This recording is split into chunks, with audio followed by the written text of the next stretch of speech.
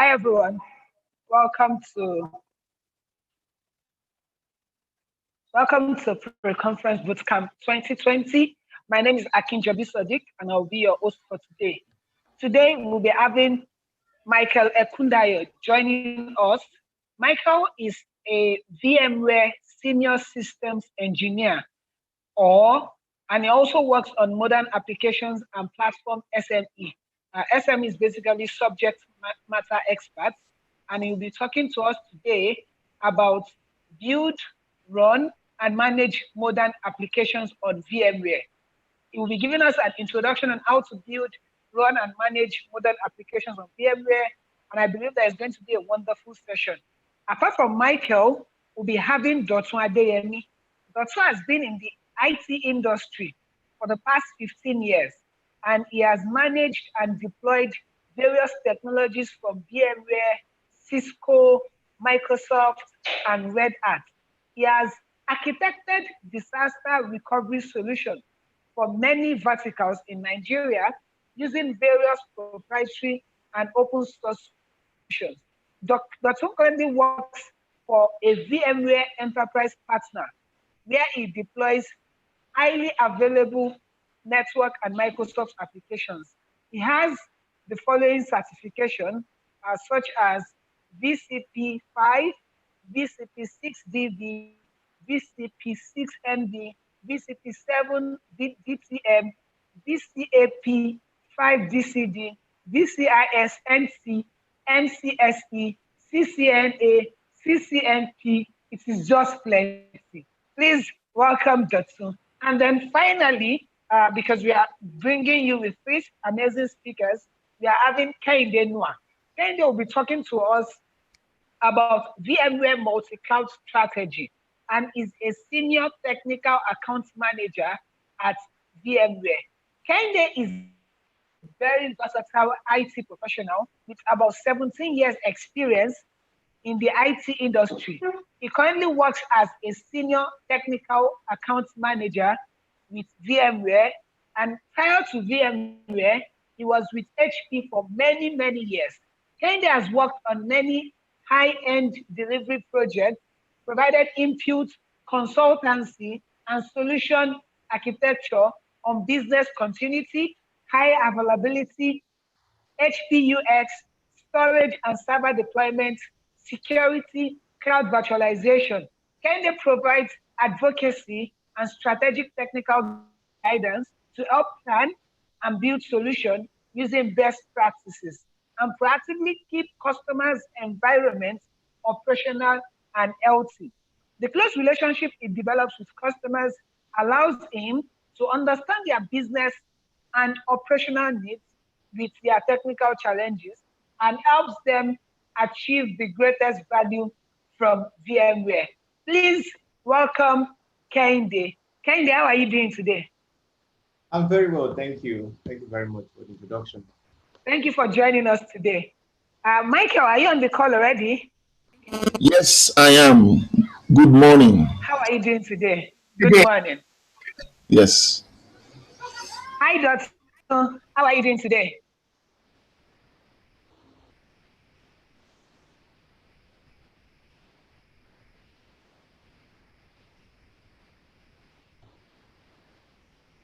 I can see. Okay, so I guess on the call as well, I can see. I can see Dotun is trying to talk. Okay, so probably Dotun will be joining us much later. So I would like us to get started. It's going to be a very interactive one, and I'm sure that we are in for a great ride. Please, if you have any questions, drop them in the comment box, and I'll make sure that the speakers see them and are able to answer whatever questions that you have. So we'll be using, so the participants are on Zoom and are here today, so they can ask questions via the chat. And please feel free to share your experiences on social media, tagging us at KWARABUILD and using hashtag KBTC20. I'm sure we are in for a great ride. Please don't hesitate to ask any questions by the comments if you have any questions. And I think we are good to go. All right, thank you very much. So let me just give a flow on how the presentation will go. I will start off with the VMware Cloud strategy. It's more about getting to let you all know about what we do around the cloud and what our strategy is from a VMware perspective. It's not a core technical presentation. It's more of just giving you an insight into what we do. And then Michael will take over to give you about the modern applications, more or less like an introduction about it and a little bit technical. And then the last presenter, which is Dr. will give a deep dive into a demo session as well as a technical session on virtualizing business critical applications. So that will be the flow for today. It's going to be about 1 hour each of us, and then we hope we'll have fun today. Please feel free to ask questions as you feel like, and then we'll try our best to give you appropriate answers. All right. So it's been over 10 years since the advent of the cloud, and I want us to just take a bit moment to look at the heights or the incredible heights that most of us in this room or watching all across the world have scaled within the last decade. You'll see that we've come from a world where the cloud was mainly used by technology companies to a world where the cloud is now used by every enterprise and individuals across the globe. We've come from the world where the cloud was mainly used for test and development environments, back in the days, to a world now where we see production workload running in various clouds, and we've come from a world where the cloud was also used primarily for infrastructure as a service, that's IaaS, which is more or less an elevation of the type 1 hypervisor VMware introduced many years ago in the early 2000s, to a world where we now have rich platform services such as machine learning running, function as a service, and much more, And then we've come from a world where most organizations just probably had 1 or 2 cloud services, clouds. Typically, if it's through maybe VMware and Amazon, to a world in which we now have customers running multiple public clouds, multiple hybrid clouds, and rich SaaS portfolios, and much more. And also we've come from a world where we had most of the applications running in cloud were more or less like a variant of your client server model architecture of an application, and maybe an operating system at its core, to a world where we now see so much of new form of application built using microservices and functions and things like that. So things are really changing that we can see now. So it could be easy to look around and feel as if we have really achieved so much over the last decade, and then we could draw an assumption that we're maybe at the peak of cloud computing. Ladies and gentlemen, we are not yet close to that peak. In fact, it is just the beginning. There's still a lot to scale, and there's still a lot to achieve for us to really achieve what we can say the full potential or the full promise of cloud computing. So today I'm going to be talking about and taking you on a journey of VMware's multi-cloud strategy. All right, so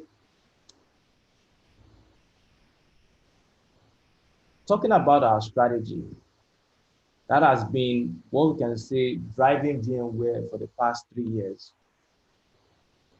We kind of reset that strategy about 3 years ago. We've been executing it since then. All of you and our customers are adopting technology, in order to drive the application strategies. And the reason is that it is the application that's the first and the most priority for all customers. And I'll tell you why.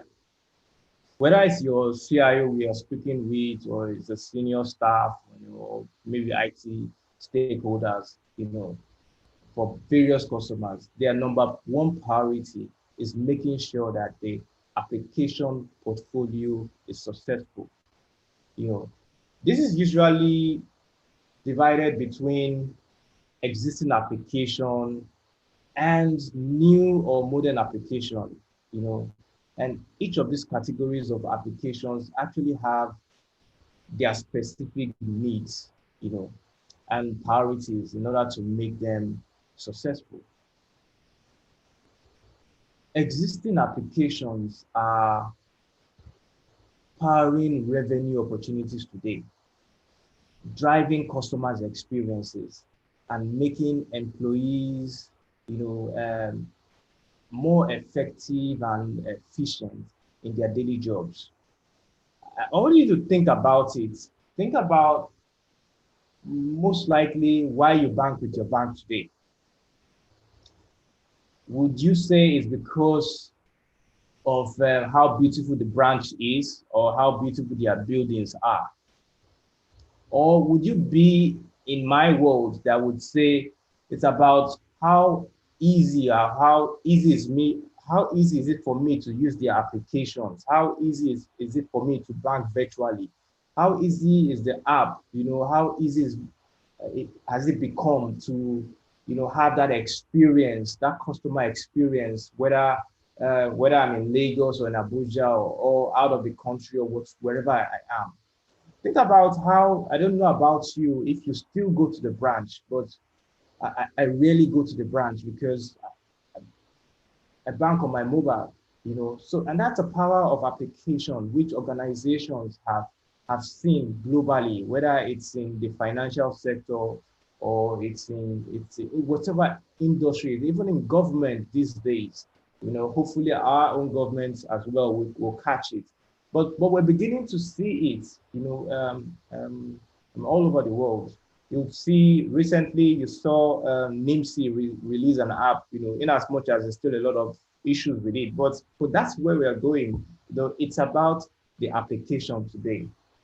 So, and for all our customers, like I just said, the primary goal, for the existing application is to run this at, what we can say, a cost as effective as possible, to make sure that all the data and the information is secure, and to make sure that the application run as reliable as possible.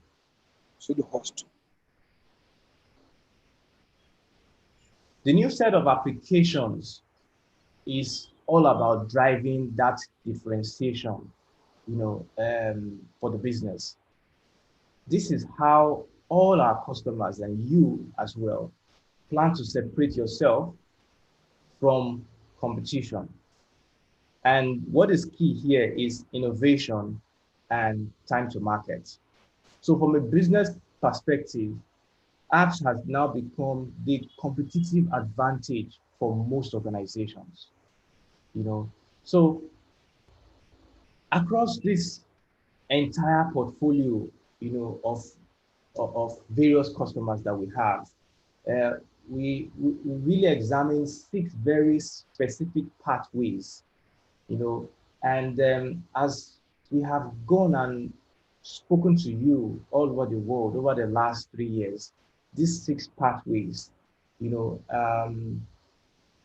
that has been what I can say extremely consistent in basically all our customers.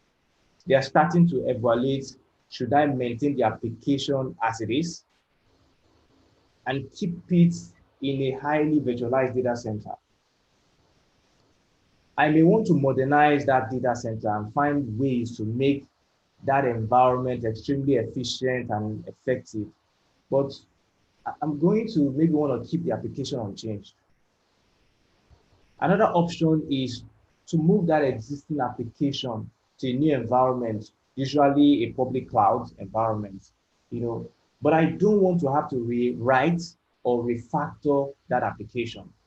I just want to migrate it, the way it is, with maybe at least very minimal effort and cost. I also might invest in what we call hybrid applications, which is about really integrating existing applications with new cloud services, so as to maybe extend the life of that application and the value of that application. So for modern app strategy, a lot of things, a lot of this involves refactoring or rewriting application for a cloud native architecture. That could be taking an existing application and containerizing that application, or really orientating that application into a new architecture. The next presentation by Michael, he will go deep dive into this modern application, how they are, and from a technical point of view, But of course, there are tons of new applications happening, usually in containers and often using Kubernetes. Just replacing existing apps with, package SaaS applications and things like that. The point is, starting with the application is the most important thing that we are doing today with you. And this basically sets up that discussion, especially when we go to when we speak with customers around the application. This sets up that discussion, because everyone now is thinking about it, and it's just important that we also have it at the back of our mind, that the application is the key thing, is the key distinct, the competitive advantage that our customers have today. But what is interesting today is that they are also examining all these application pathways. That's most customers. And the world in which our customers work and operate has become much more complex. In fact, I'd like to say that the market today is defined by the diversity. If you just go across the types of scenarios our customers are seeing, firstly, there's more infrastructure option than ever before. And customers have range of options of where they can run these applications. Do they want to continue to run it on-premise, or are they required to run it on-premise, maybe due to things like data locality, performance of the application, or regulation, which can apply to an industry or various industries or even certain countries? Can they move that to a cloud and start to adopt more of an OpEx model instead of a CapEx model? Can they take advantage of the cloud scale and cloud efficiency? Are they going to run it on the edge environment? Maybe they need to have data or services close to their end users, or maybe they need data close to the processing power of that specific application. These are all the things that you and all our customers are thinking about, because you have various options now: on-premise, off-premise, in the cloud, at the edge, and each of these areas also have various options and creates those complexities we're going to be talking about. The point is that there are enormous range of options for all of you. And this is what I mean by it has created more opportunities and also complexity. At the same time, there are more application options than ever before. Developers are really pushing IT. I want to believe most of you in this house, I'm not sure what the statistics say, but I'm going to assume that a lot of you also are developers. We'll probably have a lot of developers, infrastructure people and the likes in the room today or listening to me. But what you do is developers are really pushing IT to support new application models. Cloud native architecture, containers, microservices, all these are putting intense pressure on all of our customers as they look to support these new application types. And the diverse landscapes of applications without introducing complexities, risk, and cost, increase in cost. And this is creating a lot of pressure, like I said, even on customers to give those developers what they need, to be successful in driving the business. No one wants to be in the position of hindering these developers from working. Like I said, like I'm trying to paint that scenario from the beginning. The application is the key. The developers are the ones that develop those applications. The business knows that the applications are the key. And so it is important that the developers work as fast as they can to transform the business. So this definitely puts those pressure, whether we like it or not, on infrastructure people, because the developers want it immediately. Um, there are also huge range of cloud services available to all of you. In fact, in many ways, so many of the cloud infrastructure options now, they have become more of commodity, and when we talk about cloud and cloud, the competition for customer retention really has to do with building exciting new services on top of that infrastructure. Every cloud provider today are offering new capabilities around machine learning, artificial intelligence, new data services that help customers get more value out of the massive amount of data that is locked within their application. And a lot of these are coming from open source environments, and most of you out there are looking for ways to incorporate the best innovation from any source without introducing these new complexities, and then having to have or the need to have new skills or the need to have new tools.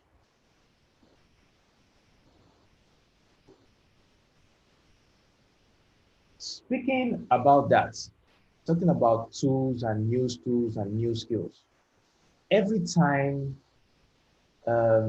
you have a new environment, the truth is that it doesn't just create a new environment and a new system, but it often creates new teams when you look at it, or new silos of teams, that exist within a single organization. It can be a risk to security. It can require specialized skills that the teams simply can't support, that are very different from the type of skills that probably have driven that business or that organization, for decades or for quite a long time. And every new environment brings with it a new set of tools that have to be managed and operative, for a long time. It is not just one system that is coming in. It is multiple of systems that are coming in. And it's not just what we can say an immediate shift and how complex these systems are. Sometimes it is that long-term strategic relationship that will be built by that immediate rapid decision. What do I mean by this? Whenever there's a new system coming in, these things are things we need to look at. It comes in with specialized skills, with new tools. New tools come in with having specialized teams to actually manage this. from a security point of view, it introduces new form of security, to all those kind of things, So whether we like it or not, these are things that that immediate decision of having a new system brings about. Where does this lead us to? This creates what we can call an unprecedented complexity in your or most of our, for you and most of our customers. And it can be hard for you. We understand that. For us, from a VMware perspective, we look at this and say, what if we can actually turn all this chaos I've been talking about into an opportunity? We like to look at it from an optimistic point of view and think this complex multi-cloud environment can actually be very powerful for all of you. And we look at this and we see some of the same complexities that we saw in the data center many years ago.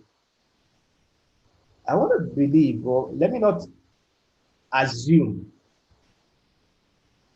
that most of you will just, when you hear the word VMware, what comes to your mind is basically virtualization. And so I won't be surprised when most of this I'm talking about today, and also my other colleague coming up, might sound new. But if it's not new, sorry for that assumption, but this is basically what we saw many decades ago, 2 decades ago, when we started the virtualization journey.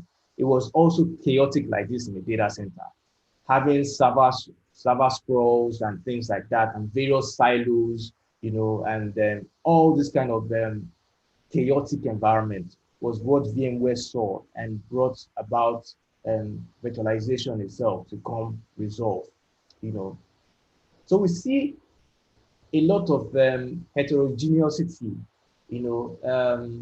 we see a lot of innovation from different systems and different providers. And what we are asking ourselves is, can VMware come in and unlock all these opportunities for you? Can we allow you to access innovation from any cloud provider? Can we enable you to operate any cloud service anywhere in the world and do so easily and efficiently? Can we also allow you have a model that incorporates innovation and cloud services today, but also future-proof? That's for something in the future. Think about it. Companies like Amazon. Is there any question? I'm saying companies like Amazon came about many years ago, basically from nowhere. And who would have thought about it that they will be one of the most strategic cloud organization right now today? When you have that thought, then you will know that any one of you in this room today can likewise be an Amazon of tomorrow. But AWS today is part of most of you, or most of your reality, and most of our customers' reality today. And so the future innovation, can come from any one of you listening to my voice this morning, afternoon, or evening, wherever you are in the world. We want to give you a platform that allows you to incorporate innovation today and tomorrow.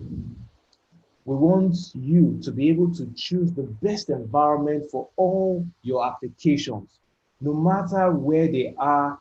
And we also want you to do this without, introducing complexity, risk, or inefficiency. This is the powerful promise that we as VMware bring to all of you. saw him some comments. Let me see if I need to answer anything right now.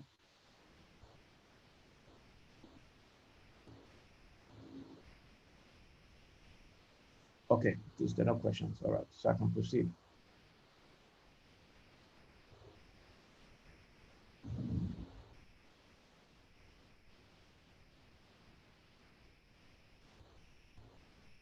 All right, so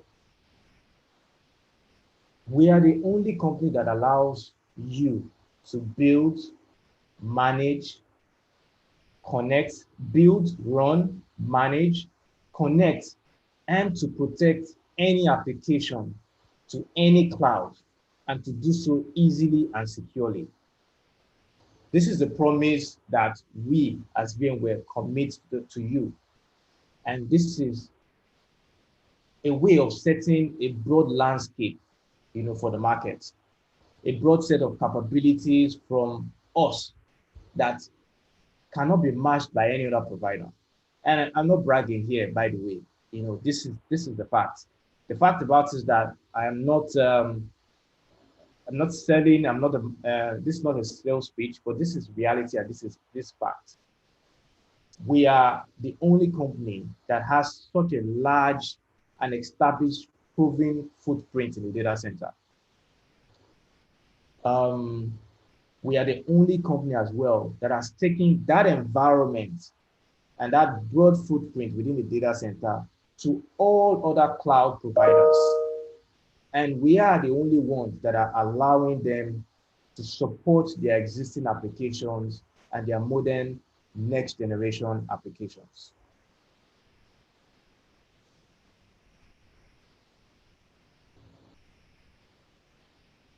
This is something that we've been working on for years.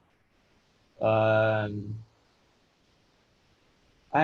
always kind of love it when I meet individuals and customers, and then we start to talk about virtualization, and especially how they know VMware in that one specific area of virtualization. I remember speaking with meeting somebody at a conference, and he saw my shirt VMware and came around and started speaking to me about VMware this, but basically just focusing on virtualization. Apparently, that was the only thing he knew. And when I started speaking about this here, I could see that surprise in his face. At the point in time, he said, "Wait, just stop right there." That surprise that gets them, by the fact that our overall cloud strategy actually did not start today. It actually dates back to decades, to like a decade, basically. If we look at how we've been working with cloud providers, something that started far back as in 2008, that's 2008, and we've only continued to grow and invest in this specific area. We started out with great companies like IBM Cloud as we started to standardize on VMware Cloud Foundation. We started to expand into new and more robust platform of cloud providers, and today that cloud provider program extends over 4,000 cloud providers operating globally. It is, by the way, some of them in Nigeria, so don't be shocked about that. Yeah. It is only incredible. It's an incredible set of partners that are running VMware technology. We've augmented all of this with new expertise, new technology and innovation from companies like Cloud Health, Bitnami, Heptio, and we've also expanded into new areas and partnership with AWS, Azure, Google, Oracle, and more. And we've layered the foundation for the next generation of applications, with what we are doing with Tanzu. I believe my other colleague coming up after this will also mention things around that from a tangible point of view. This is a great track record that shows that VMware has a singular vision of the market for cloud. And we have executed that plan for over a decade. So in fact,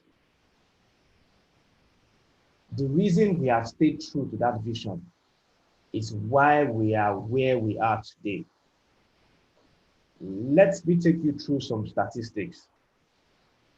VMware has approximately about 70 million total enterprise. Now, enterprise, emphasis on that, enterprise workloads under management today. And these are workloads that are running across all of our customer environments. And really, these are the ones we know, because basically these are the ones we are supporting. We have supported some of the most complex and demanding applications in the world. Interestingly, during Dotun's session, he'll be showing you how we are virtualizing business critical applications. That is a demonstration, a practical demonstration on how we're virtualizing business critical applications, complex applications. So we supported complex applications and demanding applications all over the world. It's no news to us. But what is really interesting and often surprising to you and most of the customers is that of those 70 million workloads, 10 million of them actually run on the cloud. Did I see someone's jaw, come down? Or someone just opened his mouth? Or maybe it's no news anyway. So about 10 million of those workloads actually run on the cloud. And this is because across all our cloud providers, there are over 10,000 cloud providers that are running VMware technology today. Now, those 10,000 cloud providers operate in about 128 countries, including Nigeria. You'll see us on the map there, right? And are operated by all of these growing cloud provider partners. But what is really exciting is the full set of cloud verified partners. We call them cloud verified partners. These are the cloud providers that have adopted the full stack of technology. And they give all of you and our customers a promise that when you move your application to the cloud verified partners, you would find the same kind of capabilities on-premise in their data centers. They would have guarantees and assurances that you will have those guarantees and assurances around security, performance, reliability, and that growing set of verified partners really give you and all our partners the confidence to move into the cloud aggressively, and then doing so on an environment that is built on VMware technology that you know, and that you trust.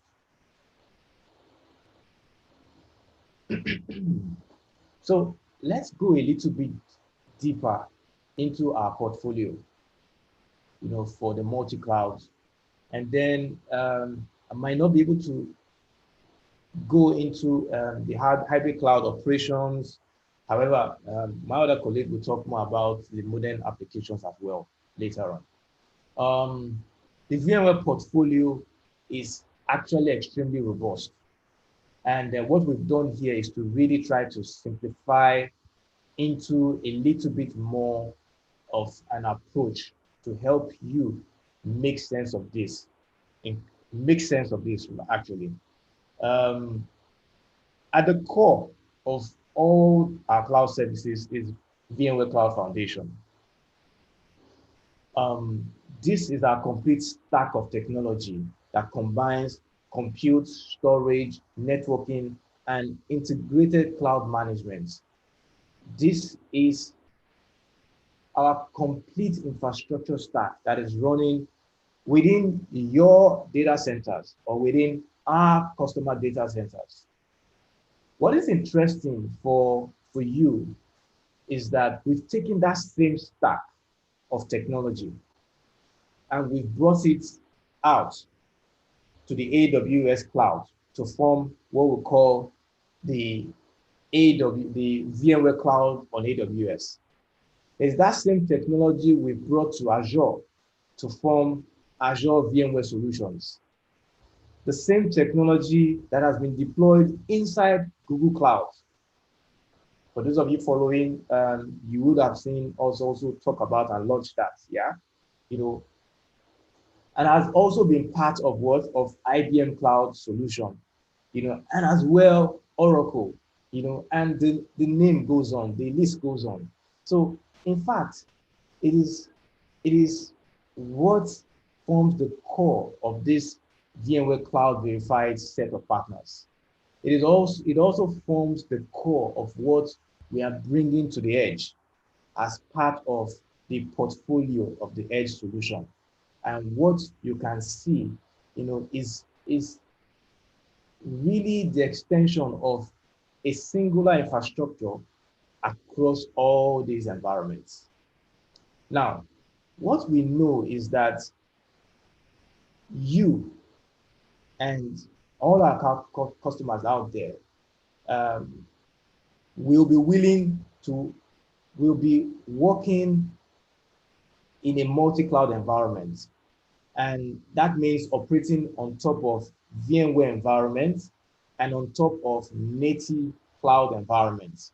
And so what we have done is to layer on top this infrastructure the complete set of management and operations required for you to manage the complete landscape of cloud solutions in a way that is simple, efficient, and secure, and also easy to govern. So as we move into modern application, it is important that developers have that highly efficient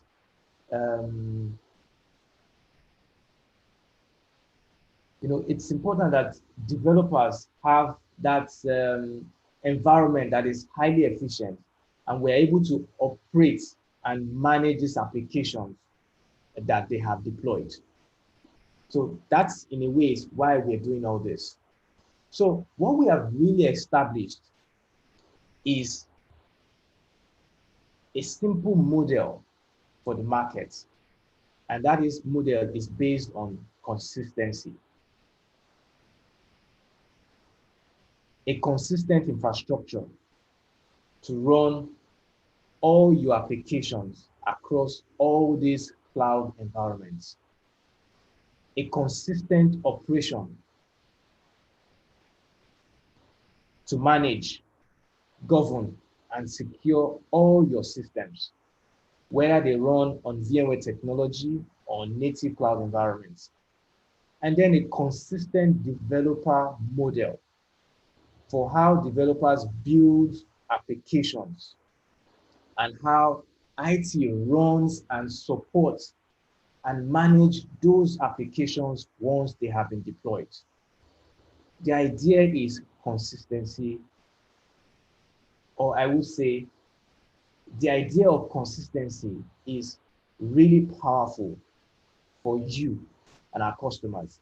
And it governs not just the way we develop and mature our overall product set, but it also drives the way that we capture new technology and bring new solutions to you. And this is the great promise that we give to you. What you should expect from VMware. As I begin to wind down, let's talk a little bit about how customers are realizing value from our overall portfolio. The first and most interesting bit for you is around the hybrid cloud operations. The hybrid cloud operations is essentially the summation of a singular set of operational tools and processes and policies and skills that extend from the data center to the cloud and to the edge. Those three areas, from the data center to the cloud and to the edge. This is what really defines our overall hybrid model. And the idea of having a single set of operation that spans all these three environments, that leverages or leverage, that's leverage basically, that has a single pool of resource available for all application, that allows us to extend existing skills, existing policies, existing tools, and existing processes across any of these environments. This is a huge promise for the market and for you, especially given the existing install base of our customers, and the way we were extending to all the major clouds, or we are extending to all the major cloud providers. The second is around migrate to the cloud. This is important, or this is something that is on almost everyone's agenda. That's the truth. Even if they are not still, if you're not still there, it's something you're already thinking of in the nearest future. We talk in the beginning. We spoke about some customers that are moving to the cloud, and it could be because they have mandates to go to the cloud, or they have a goal or a target. Every one of you will have their own strategy, to take existing application from the data center to the cloud. However, what we found out that often most of these strategies are stalled. Why? Because they are either too complex, or too expensive, or maybe too risky to move production application to the cloud. And especially maintaining that consistent nature of those applications. With the consistent infrastructure and consistent operation of VMware environments, we know we can do this. Oftentimes it could be as easy as just doing a vMotion, without even having to rebuild that application, or without having to refactor, for a cloud architecture, and by using the same security model and policies that are governing the applications today. We have real results of customers significantly in accelerating their movement to the cloud. In fact, some of them have how should I put it? They've actually reduced their project timelines because of what they have seen us do, basically. For some organizations, they have probably done a timeline of 1 year, 6 months, and we've reduced those timelines significantly of migrating to the cloud. The third area is scale on demand. This is our terminology for customers that need to have disaster recovery model, that leverage the cloud to either scale out capability to the cloud. It could be regional scale out, depending on the kind of governance they have, or perhaps moving into a new environment totally, away from their existing, operations. Or it could be a temporary move, basically, maybe due to capacity.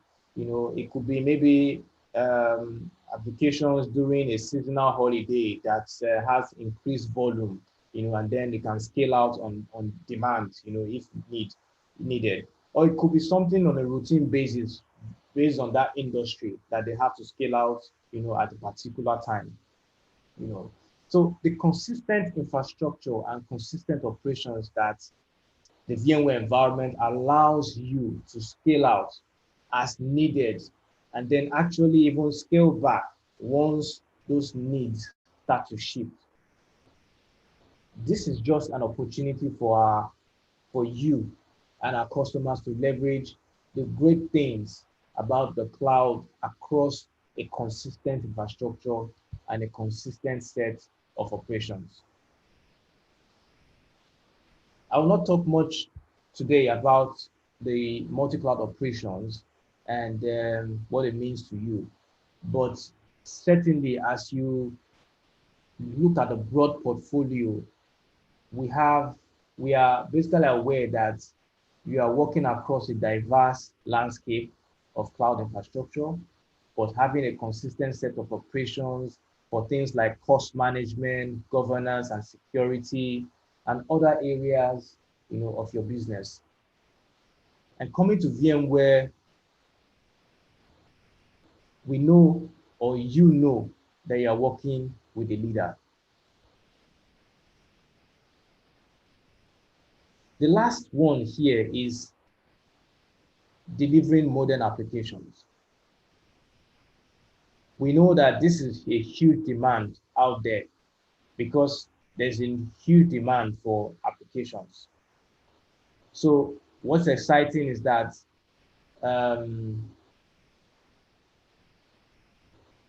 having that, to have that singular kind of architecture or a single vendor to work with for all your applications, and as we think about you that are trying to unlock the potential of those new environments and the new approaches to your applications, these are the things that we bring to you, better, easier for you, because we speak to you from an application point of view, and we speak to you from an infrastructure point of view.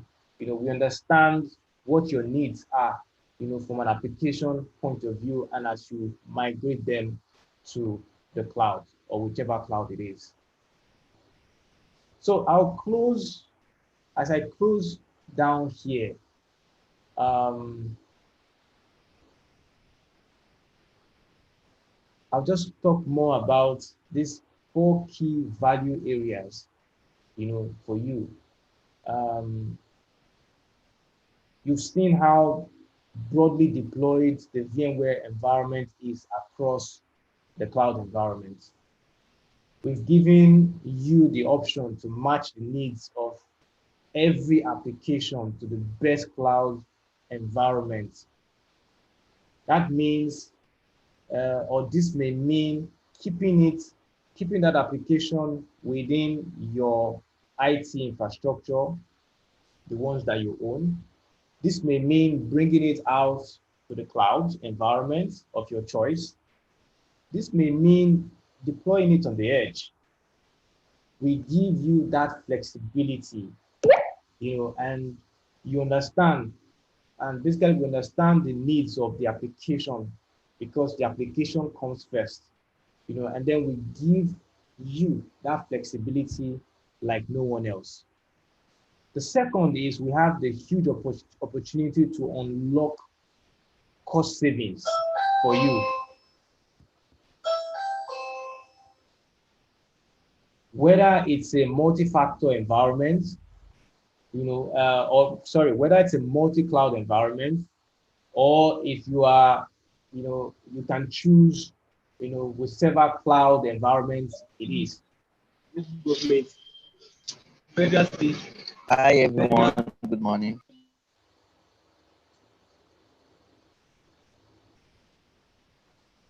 The third area is through the diverse execution of our cloud strategy and integration with our cloud providers. We can give you the choice of hundreds of cloud services all over. whatever the needs of that applications are, you can be sure you get it. And the last is that basically this is a long-term opportunity for all of you. Yes, you want to move to the cloud rapidly. Yes, you want to take advantage of the opportunities um, around the cloud architecture, but long term, we know that you can operate securely, efficiently across any cloud environment. Multi-cloud is not just a reality for IT today. It's a business imperative. And we as VMware, we're one of the few companies that can actually offer you that flexibility of operating anywhere without jeopardizing efficiency and security. Thank you very much.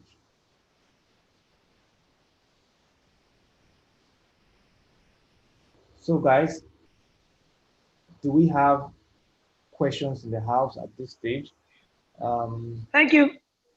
Thank you very much for that amazing session. At least when I was hearing some of the numbers, I'm already considering furthering my knowledge in VMware and virtual applications and seeing how I can pivot since I can start making some of those money that you mentioned. Did I mention Yeah, so money? to our part. I don't think I mentioned money anywhere. but I heard out of those 70 million workloads, just imagine that I'm handling Oh, just 5 or 6 workloads. okay. So you are interpreting it into money. I like that. Nice. Yes. I'm putting it in the bigger picture. Okay, interesting. Hi, Kenny. So, I'm looking at the charts now. Does anyone have any questions? Please, I actually have a question. Okay, please go ahead and ask. Could you please speak louder, please? I can hardly hear you. Yes, good morning, good afternoon, good evening, Kenny. I'm very sure you are doing properly okay. I assume that. So I have a few questions actually.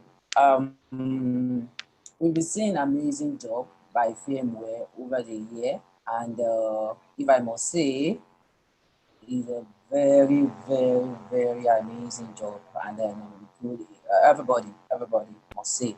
But there's this thing that back from my mind over the years. So ever since I fall in love with cloud computing and visualization by VMware. So, but there is this few limitation, if I must say, limitation in the sense that whenever you hear VMware this, VMware do that, and amazing job by VMware. So most of people that are having the great benefit of this, I think they are big boy in the tech industry. What do I mean by big boys? Big boys by banks, all these enterprise businesses and all. So because they have this money and they have this infrastructure. But now, when we think about other, cloud providers, maybe GCP, Microsoft Azure, Alibaba Cloud, and all, and I stopped to myself, and some few other people that asked me this question. I think most of them are on this conversation right now. So what they, ask me most of the time is, what are those things that? Can you hear me clearly? Not too clearly, but go ahead. Oh, sorry. So now, the question, people do ask most of the time is, what is VMware doing for small and medium-sized business owners? Let's say startups, let's say tech startups. So is there any, I know about VMware consultation, app consultation, but I think we should, look deeper into other side of how small businesses or even students, can have access to VMware software, for better prices, because I could see some other cloud providers that are doing that, and I believe or what VMware is doing with educational and all their free resources for available. So can you like ask your question directly? So my question is that what is VMware trying to do with student community and small businesses community so that they can have access to VMware resources just like all these big companies? Okay, All great. right. So I think I think you got that right. Yeah. So thank you very much for your question, and also thank you very much for your viewpoint. However, I'm going to kind of disagree with your point of view around small, medium enterprise businesses. The assumption that VMware is for only is mainly for enterprise organizations. I've never said it's mainly and for only enterprise business. I'm Okay, you just said saying mostly you find it around. Yes. Yes. Yeah. So that assumption as well is typically what I would also disagree on. Sorry for that, but I would disagree on that because you find it depends on the level you want to go. So you find small, medium organizations having even as small as one server and installing a hypervisor, a VMware hypervisor on it to virtualize that particular server and to be able to benefit from running multiple applications on that. So you find that across board in quite a lot of small and medium scale organizations, so which is even robo sites, you find that's the branch offices and things like that. You find them virtualizing on one or just two servers. Yes, a lot of enterprise organizations as well, deploy VMware on a very large scale. I agree on that. But you also find small and medium scale organizations that cannot afford to buy 3 servers, 4 servers. They decide to buy only 1 server and just an EXSI software, hypervisor on it, and they virtualize. You find that a lot, I can tell you that. And even in our region here, it is very, very common. You see that quite a lot. From a cloud perspective, from a licensing perspective for education, I'm aware that VMware also does quite a lot around education for young people like you. Maybe we have for institutions, we have what we call the education licenses for institutions actually. That gives them access to our licensing free, so far that they would not be using it for any commercial purpose. I must put that in quotes. They get the education licenses, so far they do not commercialize it in any way. And we also have programs like IT Academy as well, that discounts VMware trainings for students within higher institutions globally. And going through IT Academy, students have access to our licensing as well, all through that program. So there are many more that I'm not in sales per se, but I'm talking from a technical point of view and things that I know. It's possible that some of my colleagues might add more to that, but really, we still do more. We still do quite a lot around the small and medium scale, as well as students in institutions and enterprise environment as So well. I think to also add, there's also the Okay. VMware user group, which is at vmug.com. So you can, and I think there's a free membership option. So you can see access to the community, events, educational resources, are basically free resources that you can use to get started on VMware. Thank you for adding that. Okay. Thank you. That was very insightful, and I believe a lot of people on this call just hearing most of this for the first time. And it is very, very helpful. Just the way I asked that question, and very, very thank you for demystifying that. And all right. Thank you as well. Yeah, you're welcome. All right, great. So in the absence of any more questions, for now, please do not forget to. There's what? There's a question. Please, can you type your question in the chat box so we can save time and I can just read it out? All right. All right, great. So while he's typing his question, please do not forget to tweet about the session tag us at KWARABUILD and use the hashtag KBTC20. We'll do our best to retweet all the tweets that show up on the timeline. Our next speaker is Michael. Michael, are you up and ready to go?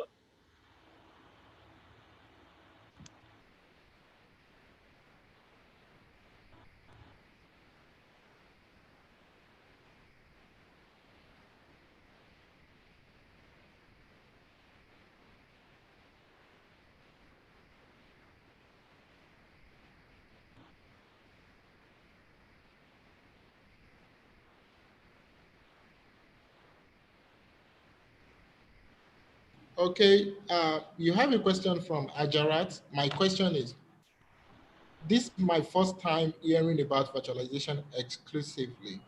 Is virtualization a subordinate of cloud computing or vice versa? Mr. Kenny.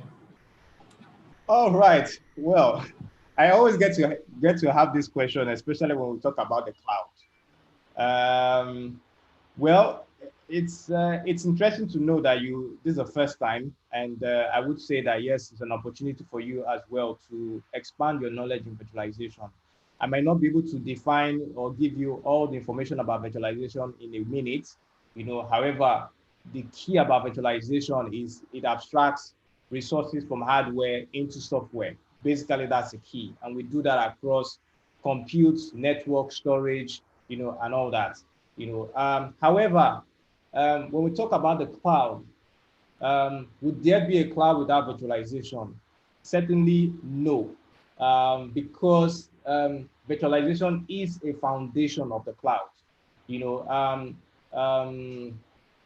Virtualization gives the cloud that benefit to be able to easily scale, to be able to easily factor on demand, resource pool, and those kind of major key components that the cloud is defined by. So it is very key. So yes, I would say that going by your question, virtualization is placed as a subordinate, as a sub or foundation of the cloud.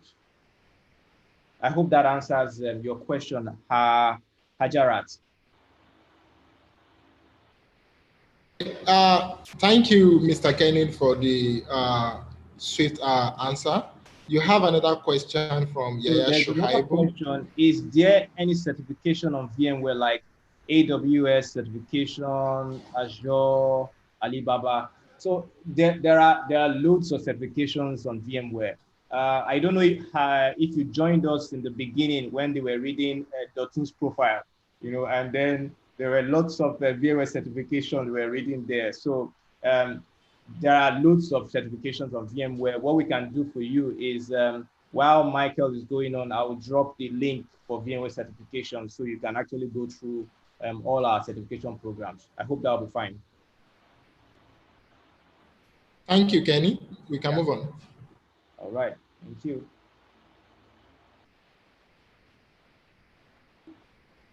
So great. Up next, we'll be having Michael joining us. I already read Michael's profile, but just for people that missed it, Michael is, so Michael is going to be giving us an introduction into what we call the build, run, and how to manage modern applications on VMware. So Michael, good morning, and thank you for joining us today. Good morning, everyone. Can we all hear me clearly? Yes, loud and clear. Yes, we can. Fantastic. I will be sharing my screen also. Can you also see my screen? I think we will let you, yeah, we can see your screen. Fantastic. Yes. Great. Without further ado, I'll just proceed. Thank you, Kenny, for that great session, great delivery. So this morning, I will be discussing with you regarding this topic. And what I want to achieve is provide an introduction to cloud native concepts. around services like Docker,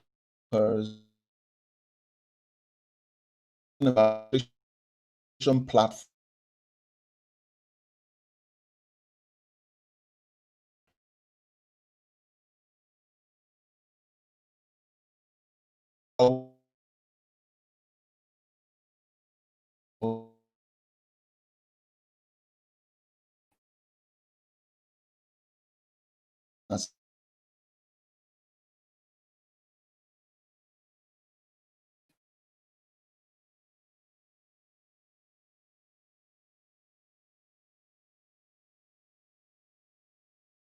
As much as I can.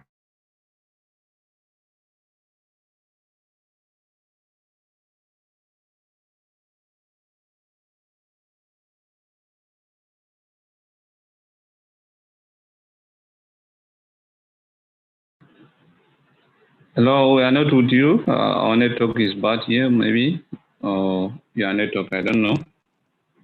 Don't have access to your screens and your. We are working on it. It will be back up as soon as possible now. It will join us again. All right, normal. All right, we are waiting.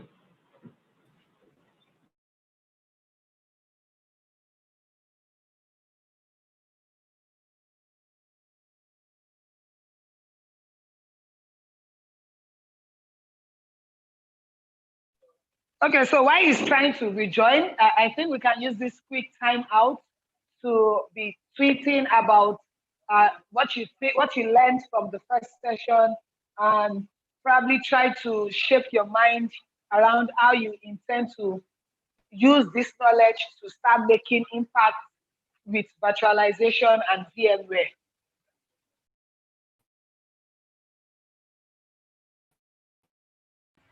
Yeah, if there's any questions anybody still has, you can ask it now while we're trying to get Michael back. I have a question.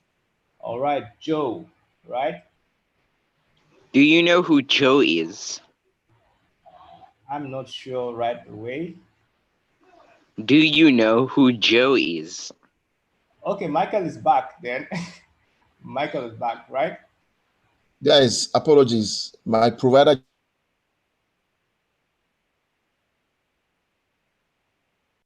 do this. Hear me clearly. Michael, we are not hearing you clearly yet. Michael?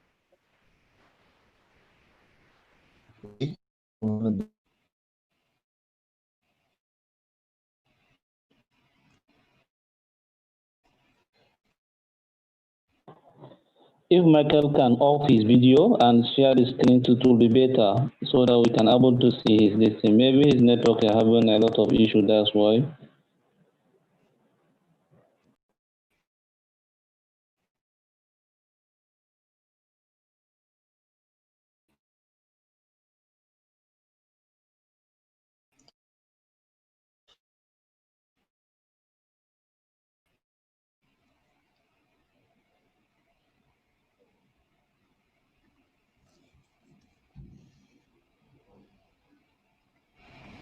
Hello, can you hear me now? Yeah, the screen is okay. We are seeing the screen.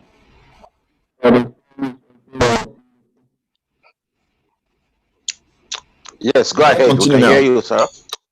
Continue, Mr. Michael. Right, I can hear you. Yes, apologies for that. Apologies for that. So modern applications drive digital transformation, and this is common with every sector you can imagine. Let's take banking, for example. You know, would agree with me that most of us today can do a lot of banking activities from our mobile devices without having to walk into the four walls of a bank.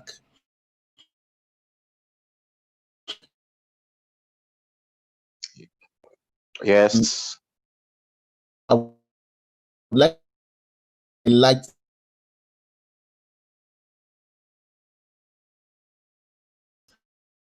of describe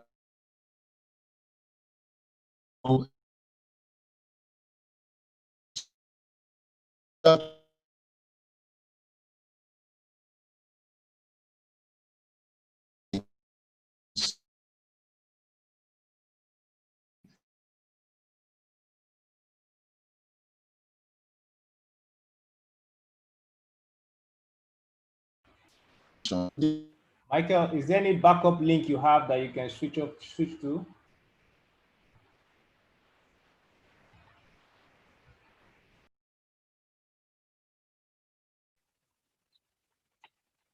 Yeah, true.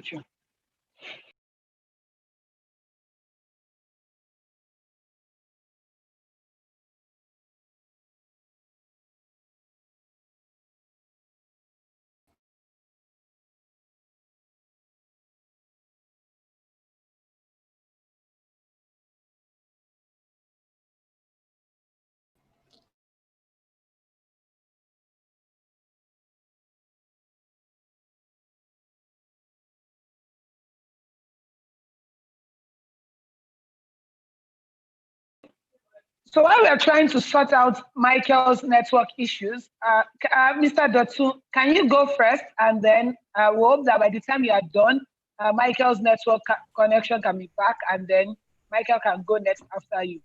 Does that work? Okay, thanks very much. All right, great. Let me share my screen. So for people who have not met Oga Dotun before, Dotun will be talking to us about virtualizing business application, critical applications on vSphere. So basically be going about I'm talking about vSphere and all the different applications that you have on vSphere. But who has that long profile that I was reading? So all those certifications that I was mentioning, VCP and the different applications and different certifications. So you can ask him also about the different certification parts when he's done this session. Thank you for joining us today, Dotun. Thank you very much. I think I've already been introduced. So my name is Dotun. Like all you guys know, I work for Zeta Web Business. Zeta Web is a business solution provider that's designed and implements solutions for enterprise customer. And we are we use VMware solutions in designing products for our customers. So we'll be talking about virtualizing business critical application with focus on SQL. SQL will be the main. There are different business critical applications. It's not just SQL. There's SAP, there's Navision, there's SharePoint. But you notice that most of the business critical applications always have a database. So most applications you write, I'm sure all of you developers usually use a database to store information. So for that application to be useful, it needs a form of warehousing where they can warehouse or store data, so which is SQL. Now, if the SQL database is not properly architected on the virtualized platform, you usually have issues. Can you hear me? Yeah, of course, we are with you. Even your screen, everything is clear. Okay, good. So let me go right to business. So the agenda for today, we're going to talk about storage optimization, CPU, memory optimization, network optimization, and at the end of the day, I'll do a demonstration on how to actually implement all of these things I've discussed. So first in storage optimization. So the latest version of SQL is, version of vSphere is vSphere 7. Like you can see, if you look at all the configuration maximums that we have from EXXi1 to vSphere 7, you see that we have the maximum vCPUs on virtual machine has been increased to 256. So what this means is that you can actually assign your virtual machine up to 256 vCPUs. You get, and also the RAM you can allocate to a virtual machine actually gone up to 6 terabytes. I don't think any of you will be designing any workload that require this kind of resources. You get, but just bear in mind the latest version of vSphere is currently 7.0. So now, when you are virtualizing, there's no virtualization without the hardware. So the hardware is the most critical point in any virtualization solution for the success. The virtualization hardware that you procure must be on the VMware hardware compatibility list, which means that it must be certified. So VMware has a dossier of all the hardware partners, Dell, HP, Hitachi.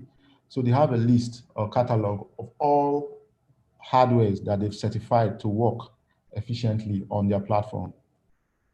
And when you look into use those hardware, you are guaranteed of having predictable performance on such hardware. Also, the BIOS and the firmware for all these applications, for all this hardware must also be certified. So there are specific BIOS version that actually go with all this hardware. It's also good to enable hyperthreading. Hyperthreading is a technology that allows you to run 2 threads on 1 physical core. Also enable NUMA. We'll be talking briefly about NUMA. So NUMA is just basically non-uniform memory access, which allows you to, for a multi-socket CPU, it actually talks about the distribution of memory and physical CPUs. So on the EXSIOs, we have to talk about power states. So we have to ensure that the power state of the EXSI host is at the high performance for virtualization. Talk about virtual switches. So we basically have 2 types of virtual switches. We have the standard and the distributed virtual switches. We also have to talk about the vMotion port group. These are all about networking. You know, when you use distributed network switches, it's usually better than using the standard virtual switches. Now, when you virtualize, the objects of your virtualization are actually virtual machines. So virtual machines consume the CPU, the memory, the networking. So we'll talk about how to properly lay out your VMs in SQL. You know, when you have an SQL server, you have the OS partition, you have the temp, you have the data, and you also have the logs, transaction logs. So in best practices, you show you how you actually lay that out on your OS or SQL workloads. Then we'll talk about exposing vNUMA. That's about exposing the physical NUMA application to the operating system. Talk about networking, about how to optimize networking using VMware 3 and the likes. Then we also talk about the get operating system. Microsoft SQL Server supports Linux and also Windows by default. So we talk about the power states on OS. Always talk about the storage and the networking and the IOs, storage IOs. So everything rides on the hardware. Like I said earlier,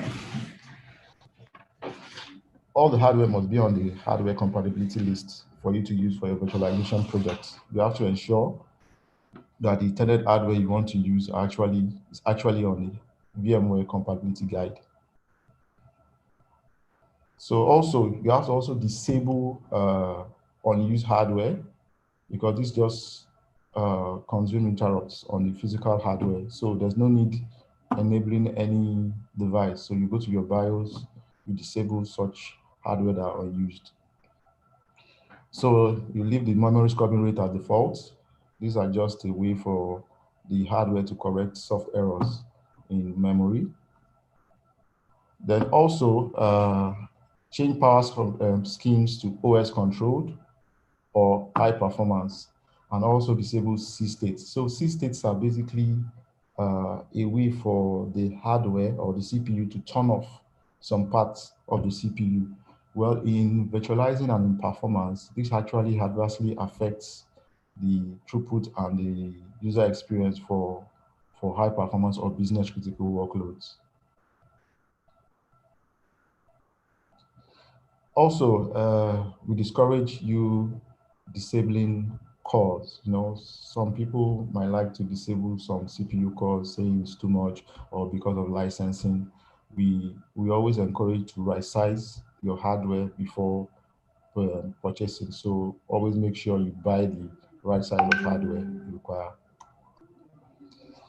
So yeah, so in any storage stack, like, when you virtualize, you have your compute, your network, your storage, and lights. So I will run through how a command goes through the whole stack.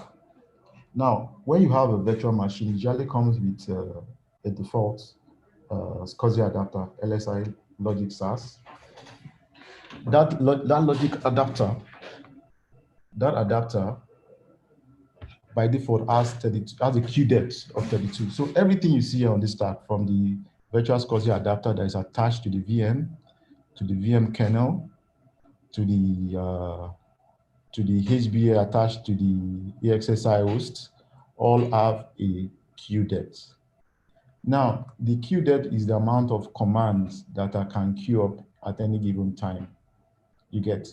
So now, and this queue depth adversely affects performance. Now, let me give you an example. You have a workload that has just one virtual SCSI controller attached to all the disks, and is the default of LSI logic stats. By default, what that means is that you only have 32 commands that can queue for LSI logic SAS. So which means that at the time the 32nd command start getting in, there's possibility of those commands being dropped. And that's where you start having issues with the performance of such workloads. So after the SCSI adapter, the command is actually handed off to the VM kernel. So where we have another queue. So we only have the DSNR arrow queue, which is just the amount of, by default is 32 also, which is the amount of outstanding commands that the VM kernel can handle. Then the physical adapter also, the VM kernel also hands over these commands to the HBA cards, which also has a queue depth.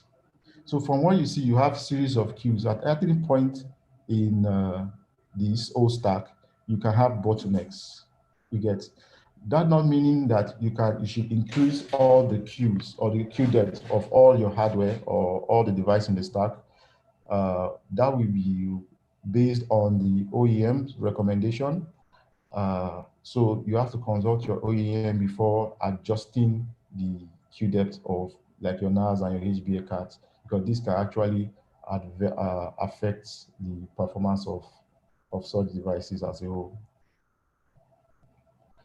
So now, I talked about the VM that just had one virtual SCSI adapter, LSI Logic Stars, and I just want to give you an analogy of how that works. So imagine you being at a customer at the supermarket, and there's just one checkout counter, and everybody is queuing up to get his goods checked out and paid for. So evidently, just view at each of these customers as a queue. So imagine each of you having to queue, or each of the commands having to queue with just one checkout counter. So that will take a long time before the last guy gets serviced. You get. So the queuing time increases, and once commands are being queued, it actually affects the latency or the performance of the work of the SQL server.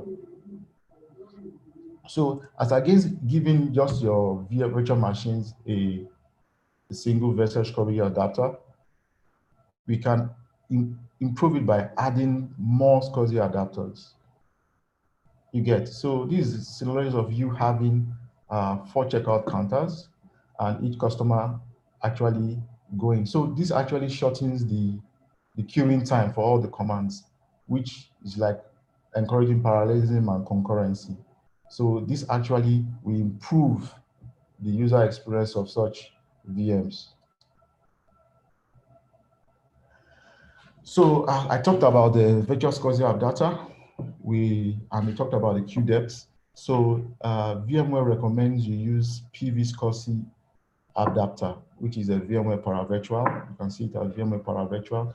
In the demonstration, I'll show you how to select that when we actually design a virtual machine. The default PV-SCSI queue depth is 64, which can be increased to 256. You actually have to do some manipulation for Windows in the kernel. to actually get to 54. And it just increasing the queue depth for the PV SCSI adapter without actually making adjustments in further down the line in the storage stack. So we talk about the VM kernel admittance, about the DNSRO, which is the amount of outstanding commands. And also we can also enable storage IO control, which actually gives, like, when there's contention in your storage network, which actually you assign shares to actually select the throughput that you actually favor some VMs over the other. So for every storage stack, we actually have the HBAs. These are host bus adapters. These are actually the cards that connect to your storage network. We recommend you follow the OEM's recommendation on the maximum queue depth.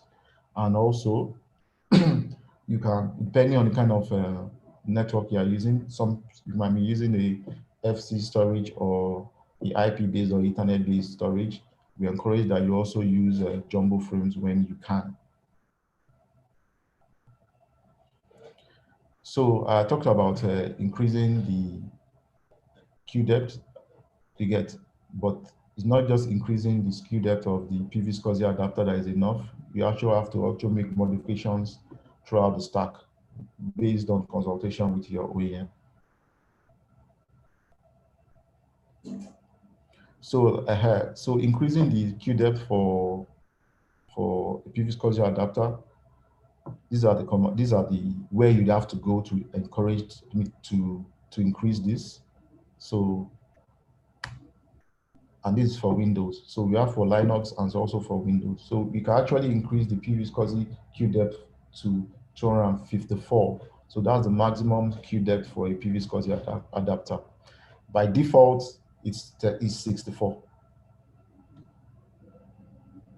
So, in VMware, we also have what we call a data store. And a data store by default is where you actually store your VM files or your virtual machines. So that's what you call your VMFS data store. Also, we also have what we call a RDM, that's the raw device mapping, which actually allows a VM to directly connect to a LAN. The maximum size for a LAN or a VMDK is usually 62 terabytes. And there are cases where there are cases where you actually want to use the RDM, and there are cases when you just want to use a VMFS data store. So raw device mapping is usually used when we want to do clustering pre 6.7. Maybe you want to do a FCI clustering, but starting from 7.0, you can actually you don't need raw device mapping to actually do FCI clustering. Also, there are cases where you have a SAN management tool and you want to actually send the SCSI visualization commands directly to the LAN through the guest OS. That's another good candidate for you to use raw device mapping.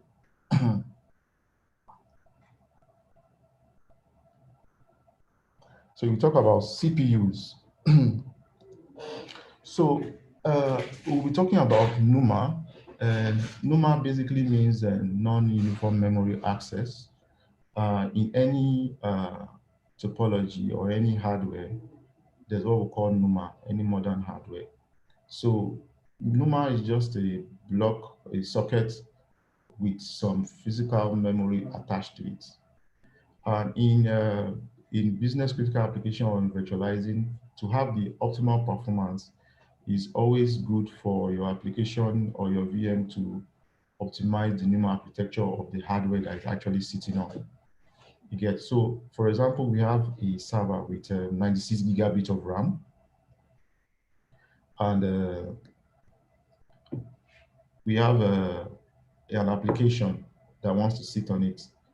So now by default, we have two applications that want to sit on, we have an application that wants to sit on the hardware. So 96 gigs of RAM, we have an overhead of 6 gigs. The XSI, when you install EXSI, actually consumes some bit of the RAM. So if you have 96 gigabytes of RAM, the EXSI, we actually take and reserve some for its own consumption, while it is like the memory tax for actually deploying EXSI.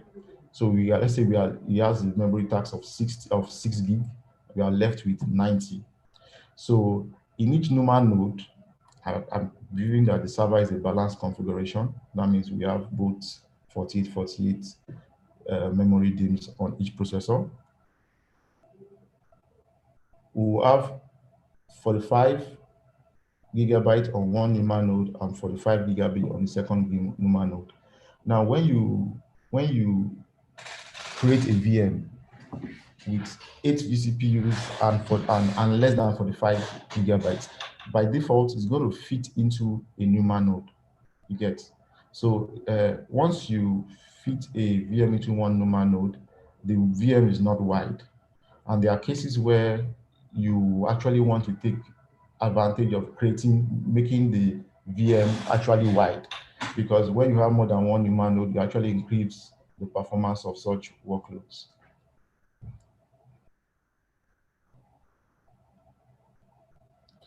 So now most applications are NUMA aware. For example, SQL is NUMA aware. And there are some settings in hardware that you need to ensure are turned off to ensure that you have NUMA awareness. One of it is node interleaving on HP systems. So ensure that node interleaving is turned off for HP systems and socket interleaving for Dell systems. You get. So NUMA awareness is very, very critical for your business critical application performance. There's also what we talk about VNUMA. So VNUMA is actually when you expose the underlying NUMA architecture to the operating system. And also some applications like SQL also take advantage of such VNUMA architecture. So just take it from me that NUMA is something good, and you should ensure that your applications are balanced. I'll take advantage of the NUMA architecture of your physical hardware. By default, the number of NUMA nodes is equal to the number of physical processors you have or sockets you have. That is for Intel systems.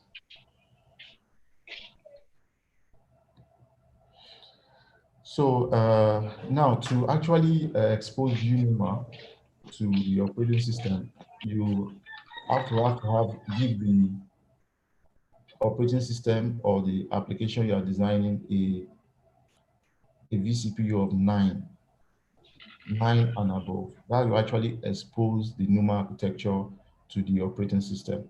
You get.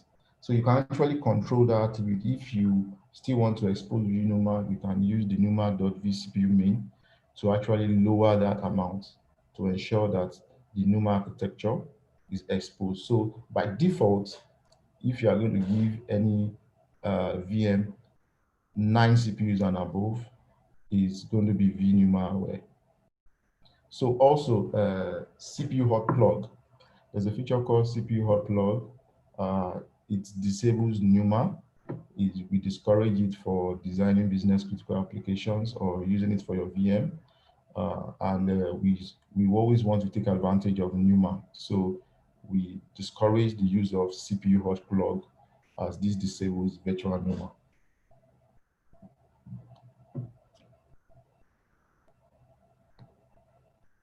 So designing for performance in a contention environment where you have a lot of contention, there are cases where you have over provisioned the hardware, and it's usually very good for you to also guarantee the amount of resources that such your workload will actually have.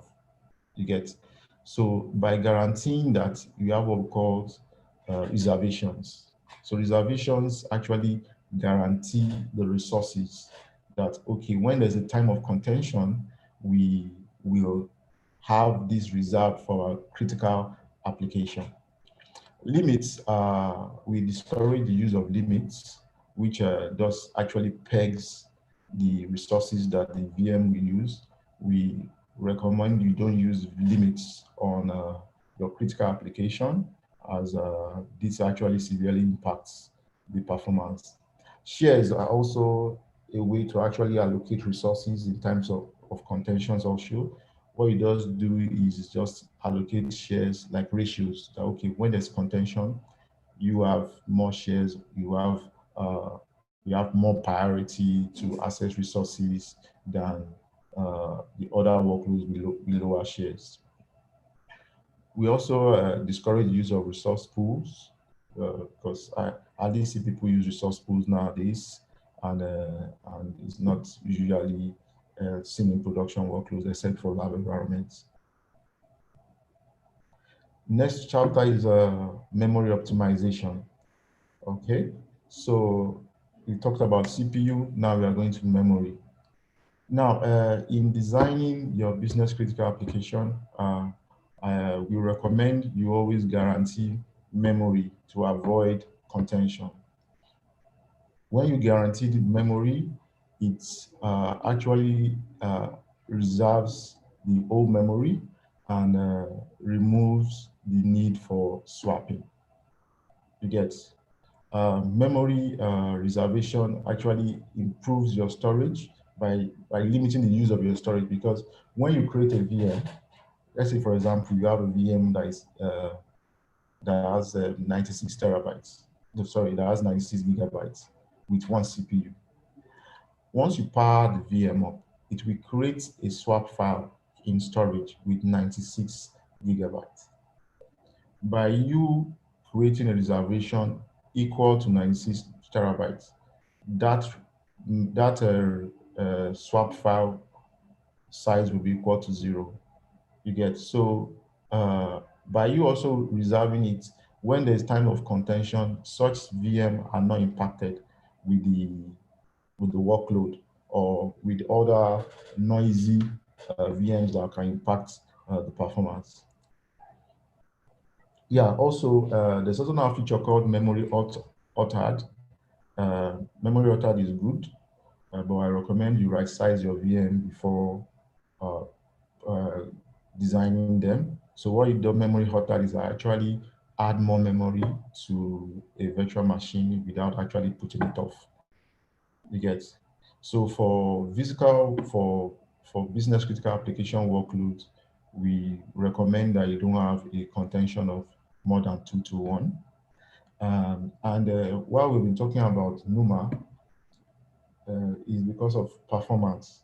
When your VM has to not fit into one NUMA node and it has to access remote memory, it severely affects the performance of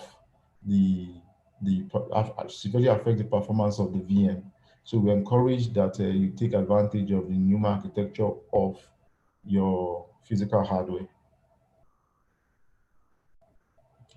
So we talked about memory reservation already, maybe to avoid swapping. Do not set limits for your critical virtual machines. I've already mentioned that already. And you can use memory authored. Well, memory authored, just a caveat, memory authored is good, and if you use it from anything from VMware 6.0 and above. Let me see if I have any questions.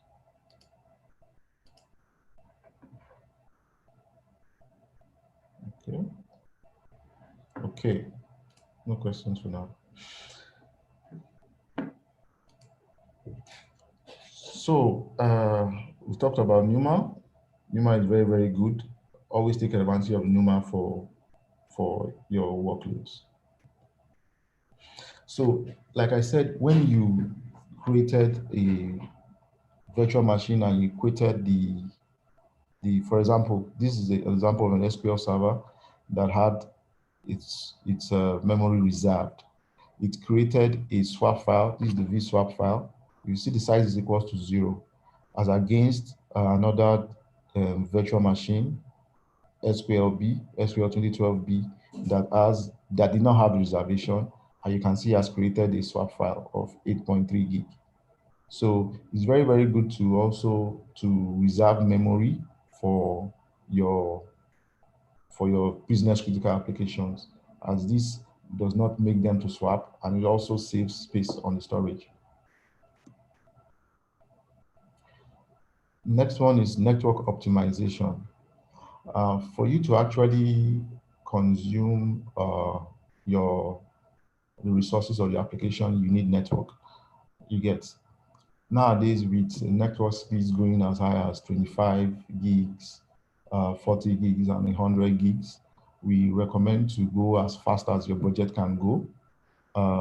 Now, the features like multi-NIC vMotion that allows you to take advantage of multiple NICs in actually doing vMotion, which makes the vMotion operation faster. Also, recommend using load-based teaming. So if a NIC is actually overloaded, the next session is put on the next team. So it actually takes consider the utilization of the NIC. We encourage the use of 4 NICs per host. Also, use NICs that support TCP segment offload, large receive RSS, VXLAN offload, and the likes. This actually helps to reduce the burden of CPU cycles on your host. So if you have all these kind of NICs that have all these kind of abilities, it actually reduces the CPU cycles on the host. So it offloads all the work to the NICs.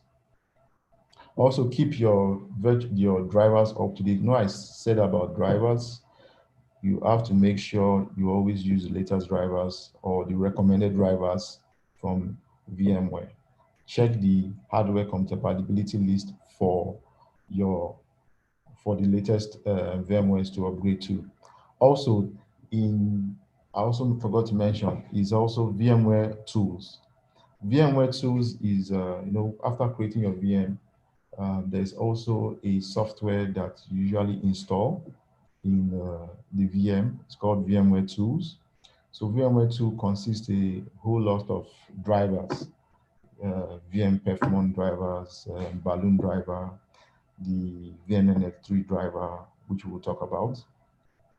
Also make sure you use the latest VMware drivers up to date for the vSphere edition you are using. So network best practices continued. If you are using an IP-based storage, I recommend you enable jumbo frames. Jumbo frames are good. They enable better frame efficiency from the default 1500. VMware VDX supports jumbo frame up to 9,000. Use dedicated VLANs for your storage networks. You can actually separate the VLAN or get a dedicated NIC or a dedicated switch or separate network for your storage traffic. Use VMware3 parabolic drivers to increase performance. When you are creating a VM, by default, it usually uses the E1000 or E1000E, which is suboptimal for modern operating systems. We recommend that you always change this to VMNX3, and I will show you guys how to do that in the demo. Turn off guest network buffers and maximum port, and also make sure you enable RSS, that's receive side scaling. What this does is by default, when you are going for very high speed, the network process actually hits just one core. So, and you find out that that core keeps on getting more and more utilized as the network traffic or network throughput increases. So RSS actually distributes the workload among the cores evenly. So always keep your VMS2 up to date, because the driver for the VMS3 is actually in VMware Tools. So we have to make sure you use the latest VM Tools drivers in your operating system. So because when you keep them up to date, things like bug fixes, performance updates are usually included in the newest and latest VM2 drivers. So like we always said about your physical NICs, we have different kind of NICs. Like I said in the previous slide, some have some offload capabilities like I mentioned the other slide, which you actually reduce or offload the work to the VM NICs by themselves. So also disable interrupt coalescing at the VNIC level. That also helps. So designing for performance. There are cases where you actually assign a lot of CPUs to a VM. Like in the paradigm that more is usually better. Well, in the virtualized world, more isn't always, or more is not always the better. So you have to actually right size. So if I give my VM or my application 8 vCPUs and it just requires 2, the other CPUs will be idle, and we can have a situation where we call core packing. Core packing is when we have CPUs assigned to a VM but are not being used. You get? I've talked about receive side scaling. 2 places where you enable it. You enable it on the NIC level and also in the VM kernel. Also, there are some specification or adjustment that your vendor might require you to do based on the application. My nav might require, navigation server might require, SAP might require a different performance tuning, you get, depending on the application. Always consult your vendor before making any of these changes. So we talked about core packing. So this is a screenshot of a resource monitor of a VM. Now you see you have CPU 1, 3, 5, and 7 are packed. They are actually idle. They are not doing anything. So this kind of VM, we actually have what we have. We actually have poor performance because the ready time for just a VM will presumably be high because you have actually provisioned more CPU than is actually needed. So in designing your business critical application, you have to make sure you right size.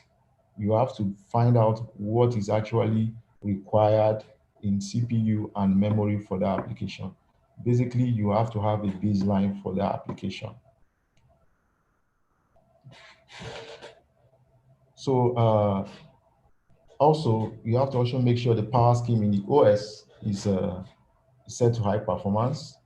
So by default, Windows also use the balanced power setting, which can result in core packing.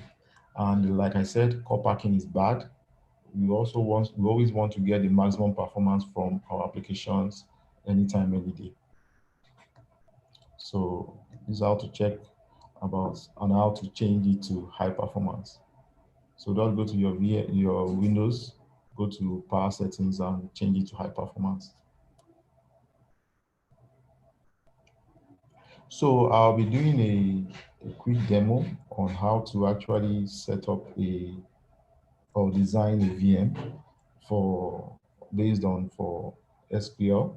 So I'll be assuming that we are deploying SQL workload. Currently, I don't have access to a good functioning lab, but I'll make do with what I have. So stop share. Let me share another part of my screen. Share.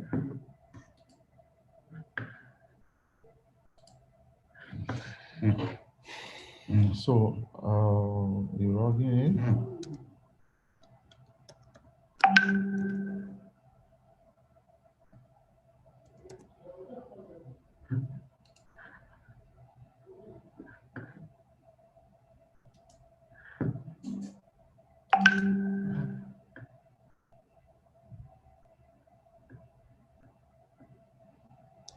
Okay, Deji actually wants to give us access to his lab.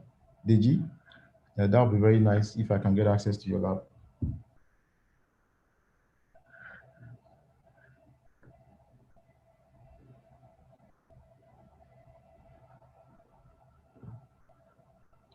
Okay, while I wait for Deji's lab, let me just continue what I have here. So we'll create a virtual machine. using, sorry about that.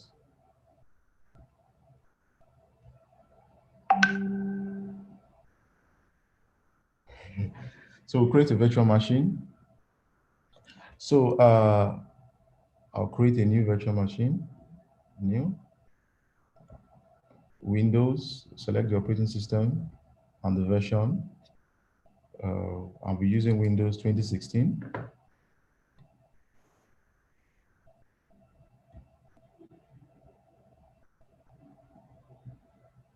So I'll give you the name, SQL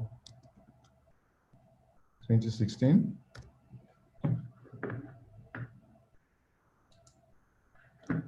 So we select the data store I want to install. I believe all you guys already know all this. So first of all, I talk about memory optimization. In my memory optimization slide, I talk about reserving the memory. So let's assume I want to give this VM 8 gig of memory. I would like to reserve it. So this is where you put your reservation, the size you want to reserve. So I'm giving a reservation of also 8 gig. So let's just assume I don't have enough resources on my machine. So let me just give it 2 gig. So I have a hard drive of 90 gig. This is for my OS partition, and is using this controller of LSI Logic SAS. So in using this LSI Logic SAS, I need to create other partitions for my SQL workloads. So I have to create one for my TempDB, my data, and my logs. So to add additional SCSI controllers, I go to add other devices, click on SCSI controller, I've added one. So for parallelism, I'm going to be adding 3 more SCSI controllers, and they will be the PV SCSI. So I've added one, and I'll be going to add another one. I have to change the type to VMware Paravirtual, which is the PV SCSI. Add another one.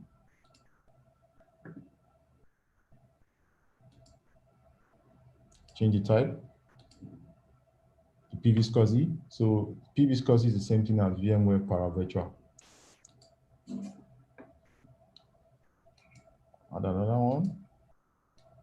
So I have the 3 PV SCSI adapters. Now I'll be assigning each of these PV SCSI to each of the new disks that I'll be creating. So I'll add disks. So I'll add a new disk. So let me give this one 10. And another disk 10. And another disk 10. Now I'll need to ensure I'm actually giving them the SCSI adapter I created. By default, this SCSI controller 0 is the LSI Logic SAS I created. To assign it the first SCSI controller I created, which is VMware Paravirtual, I'll change it to SCSI controller 1. I'll change the disk to team provisioning. And the next one to 2.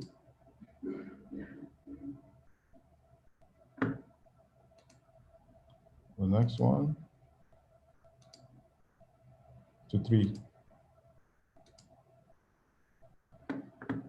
So I've actually, each of these SCSI controllers has its own number. So it's called controller 1, controller 0, 1, 2, and 3. So for each of these disks, this is using 1. This is using 0, 1, 2, and 3. Then for the networks, we have to use the VMNX tree, which is what I set here.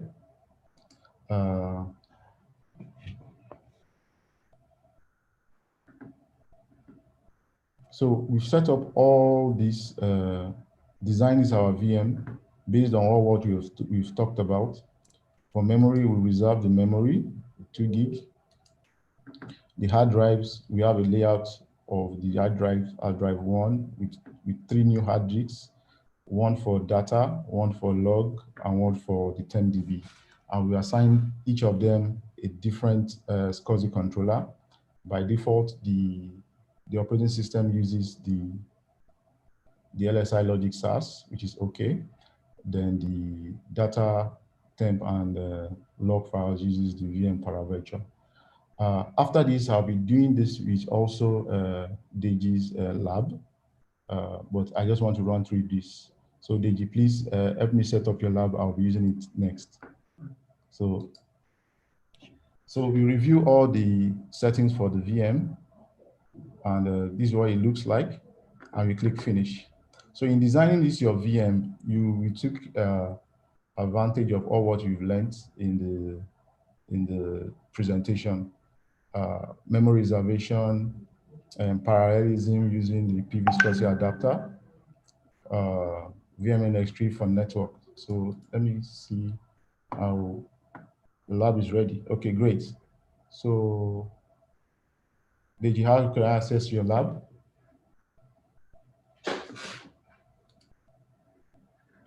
So just hold on while I get access to Deji's lab.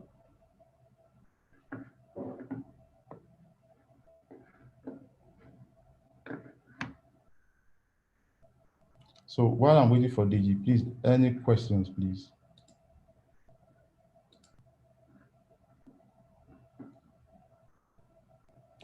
I'll be waiting for questions in the chat, please.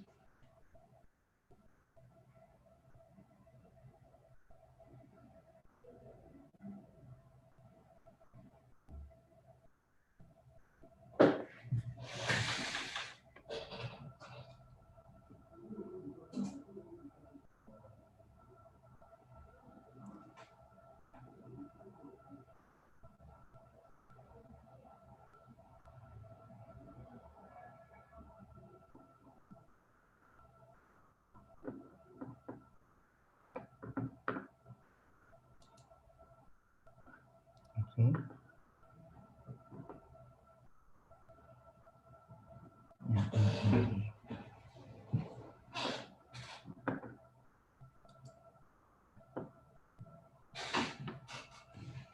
Okay.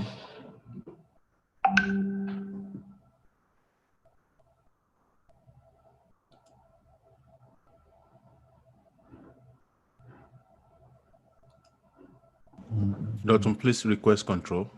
Okay. Requesting now. So controls. I don't have a Kamal. Can you give me permission to request control?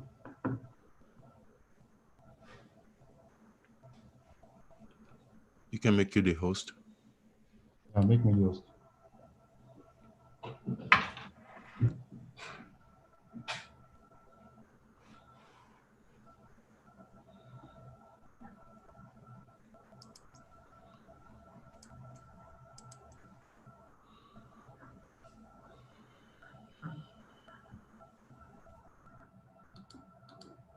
Kamal, are you there?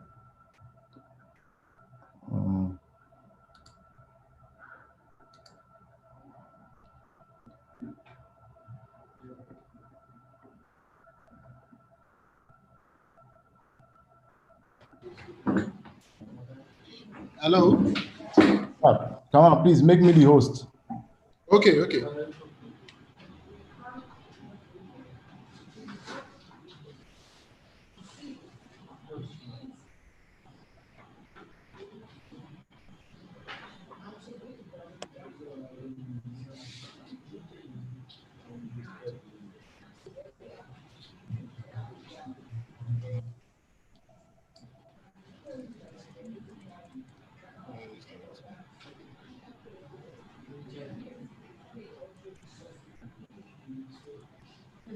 Okay, you now have the host access. Okay.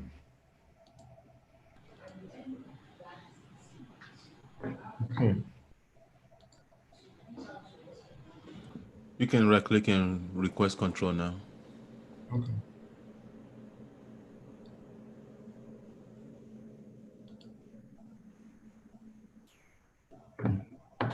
Hold on. That option is not here.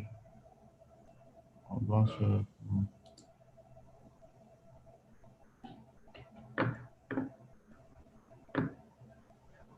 I don't have that option. I don't, for some reason, I don't have that option here to request control. Okay. Deji, share you go through. Hello, Deji. I can click for you if you want. Okay, no problem. So basically, we want to create a VM. So right click, new virtual machine. We select type of virtual machine. So we want to create a new virtual machine. We click next. So we name the virtual machine. So we do SQL 2016 or any name you like.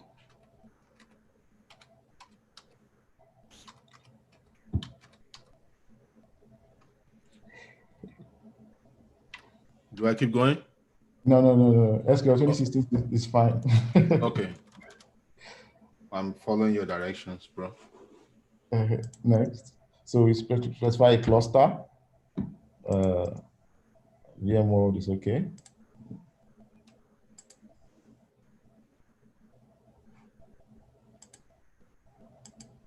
So select a compute resource. Next. Select a storage. Next. Select the compatibility. What do I select? 6.7.0 is fine. 7.0 and later is fine.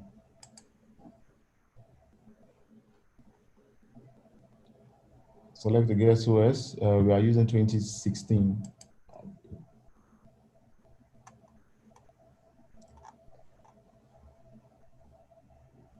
This one? Yes, please.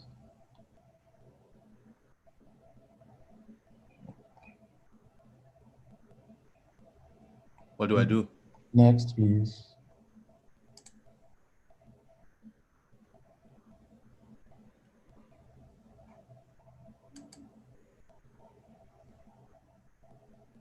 Now, so this is where we'll be talking about all what we've done in the slide, or all I presented in the slide. So please, Deji, please go under the memory, please.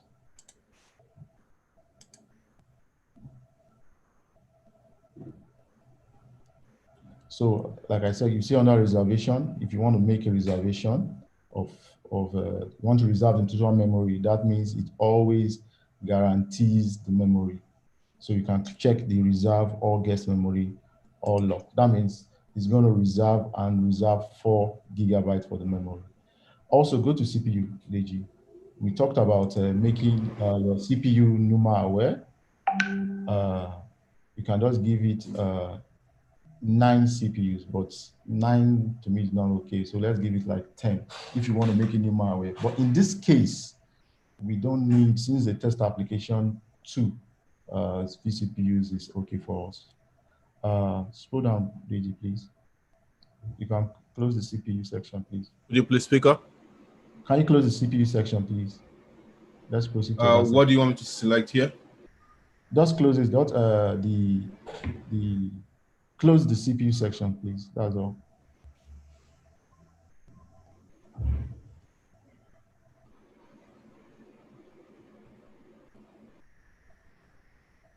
Okay. Now, in the VM hard disk layouts, we want to create 3 additional disks: one for your data, one for your log, and one for your TempDB. So you click on Add New Device.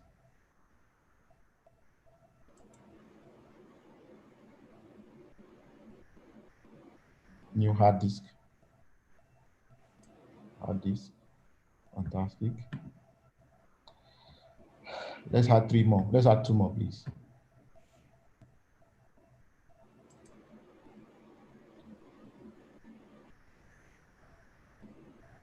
Okay. Fantastic. So we'll have 3 disks plus the OS disk, making 4 in total. Then please add a SCSI controller, add new device, please. SCSI controller.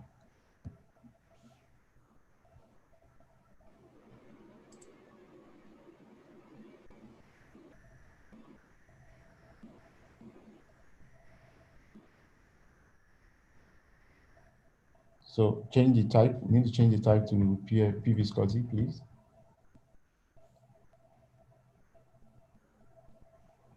Yes, VMware Virtual. Yes, I need to add 2 more, please.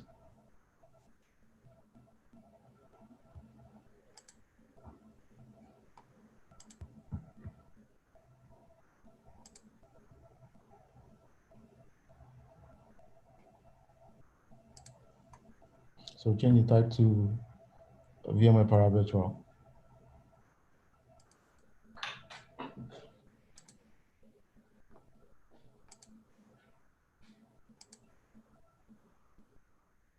Okay. Now we need to assign each of the disks we created to the SCSI controllers that we just added. So go to the hard disk 1, new disk, the second hard disk, yes, please. So scroll down.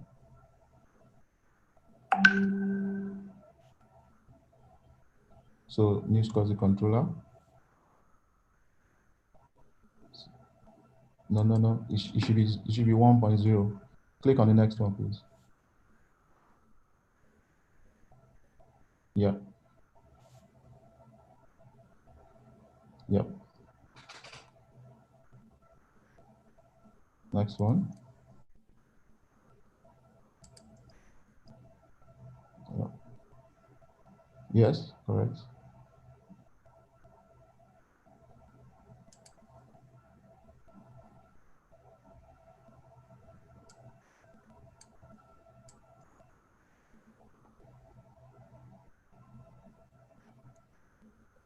I think you need to create one more.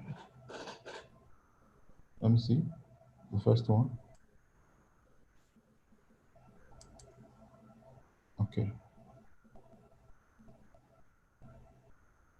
No. Let's leave it at default. Let's leave it as default. Okay. Now let's go to the networks, please. The network section.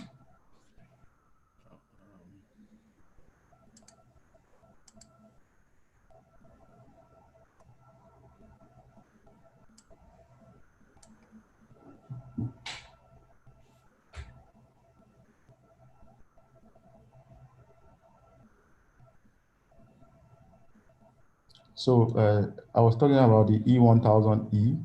We have to ensure that we select VMNX3. Please, Deji. Select, thank you. Then we need to select install the operating system. So let's go to the DVD IO and go to the data Excel store. Thank you. So we'll be selecting the Windows 2016 operating system.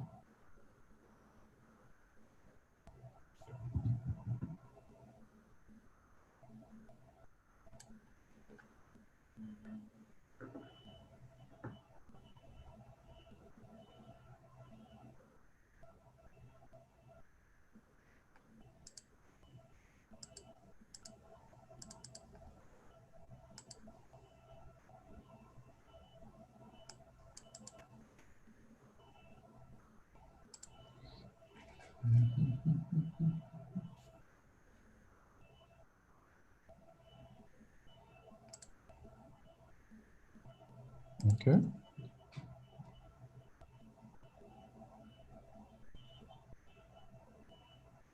Disconnect it. Thank you.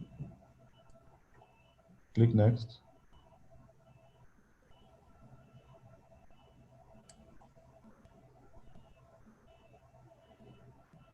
Yeah, it is okay. Yeah, everything's okay. Everything's default. Click next, please. You sure you want NVMe? No. It's not an NVMe.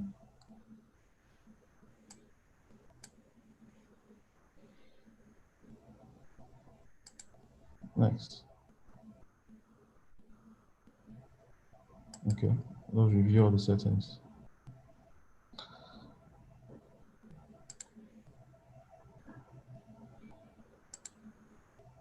So power on the virtual machine.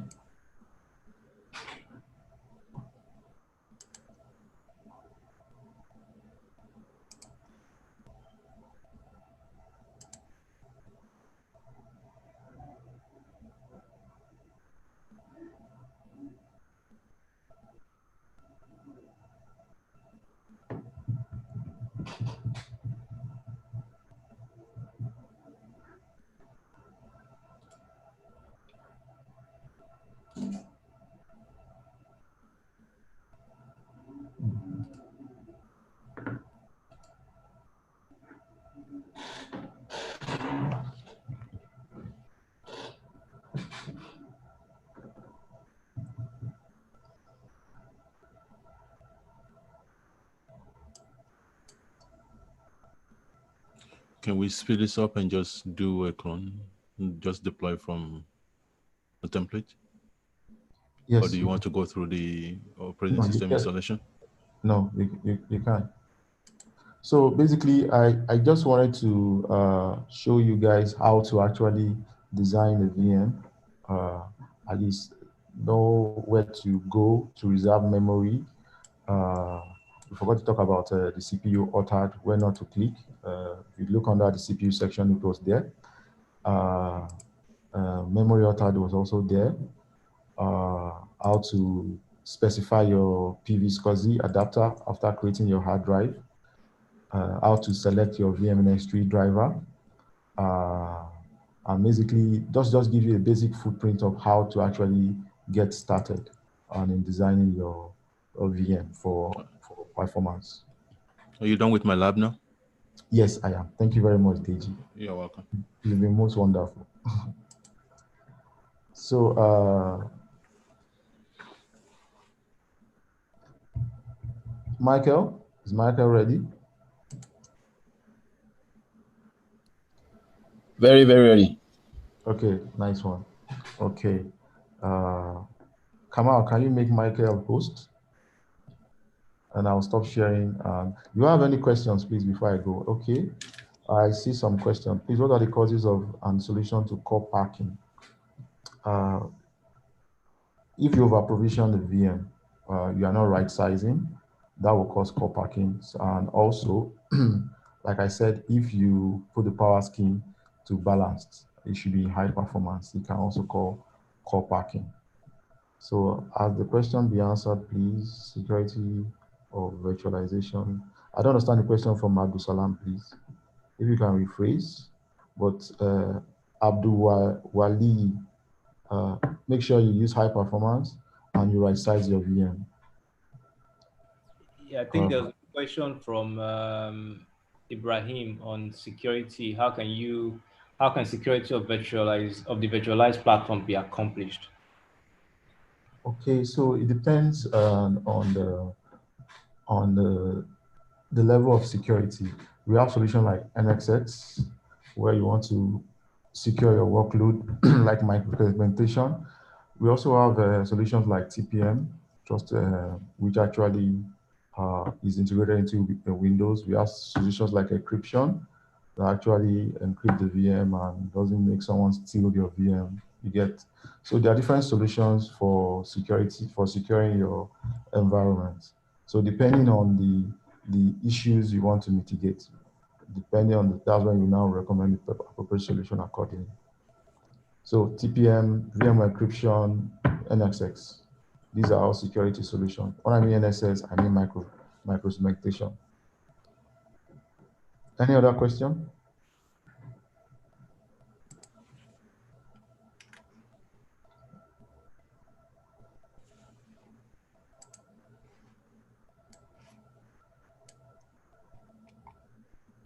Okay, if there are no other questions, I think I'll hand off to Michael.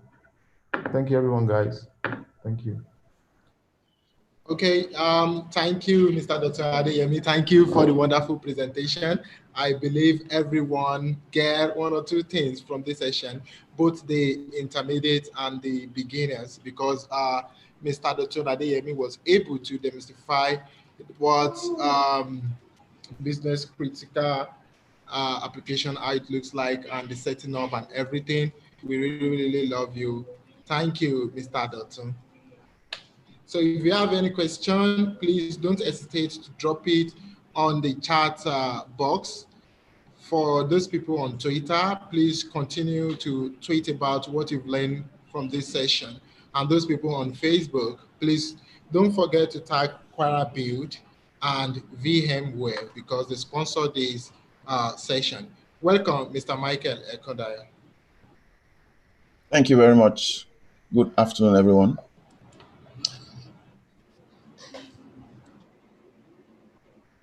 Good afternoon, everyone. Can you all hear me?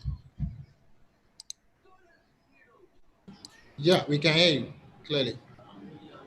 All right, fantastic. Let's jump into it straight away. Apologies for the last hiccup. So today I'll be talking about how you can build, run, and manage modern applications on VMware. And applications are the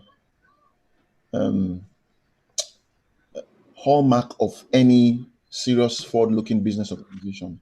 What differentiates any organization in industry, regardless whether industry they are from, whether it's marketing or whether it's banking or whether it's whatever sphere of life, what differentiates any organization would be the applications that they build. You know, the reason why they build these applications is to differentiate themselves in the market. You build applications to attend to your customer needs. You want to be able to respond or cater to any specific requests from your customers. And you do this by improving on the applications that you build, the applications that they interact with. Now, this is as a result of the need for every organization to be able to drive their digital transformation initiatives.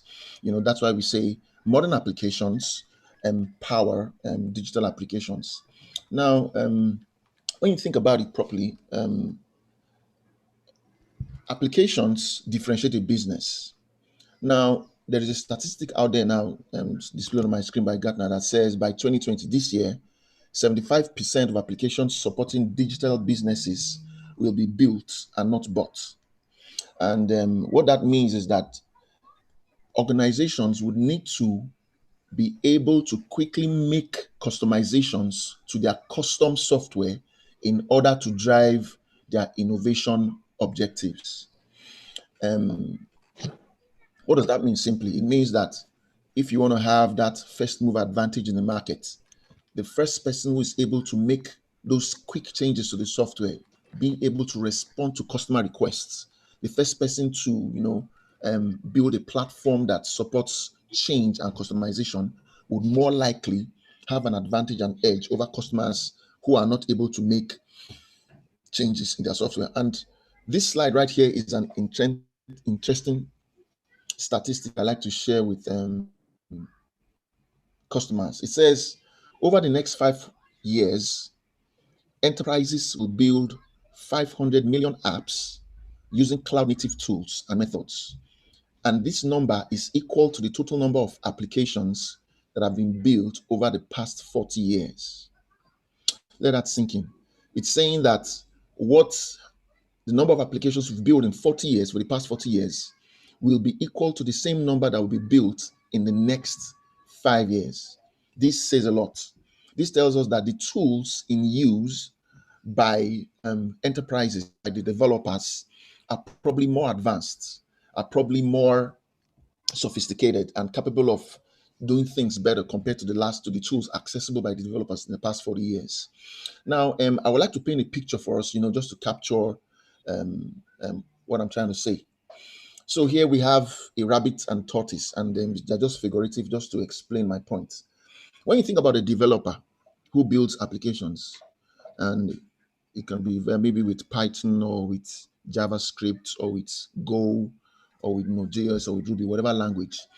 The objective of a developer is that I want to be able to make changes to my applications quickly. I want to be able to introduce new features to my applications quickly. I want to be able to, push those changes out to production so that users can use them and so I can get feedback on what else I need to improve on. So the mandate of every business organization to developers is you need to do things faster, build new features, and push them out as soon as possible. Now, there's the other side of the line, the operations guys. Who are the operations guys? The operations guys are the guys who are in charge of infrastructure. They're in charge of the servers, the storage, the networks, and all that. Now, they have a different mandate from the business. Their own mandate is to make sure that the environment is stable, the environment is secure, there are no risks in terms of performance in the environment, and they must ensure consistency. Now, if you think about this properly, this is what we're going to get. Speed breaks software and scale breaks hardware. So it speaks to the challenges that developers face. Now, because developers want to move fast, there is a tendency that they might ruin something, might break something that was working well. Now, in doing things fast, when you are scaling out your hardware, it is possible also you could have issues with your hardware giving in and breaking down. So when you think about it properly, speed at scale will break your software and will break your hardware. This is feedback from a guy they call the Netflix guy who used to work with Netflix, but now is with Amazon. So what's the conclusion? The conclusion is that if we want developers to make changes faster to software, to introduce new features faster, and to push them out to production, then the only way to do that is to reduce the size of our change to a very, very minimal component such that we can fail fast, fail better, and recover quickly. So it says, how do we move faster in a safe manner? The only way to drive up the rate of change to increase this is to drive down the cost, the risk, and the size of change.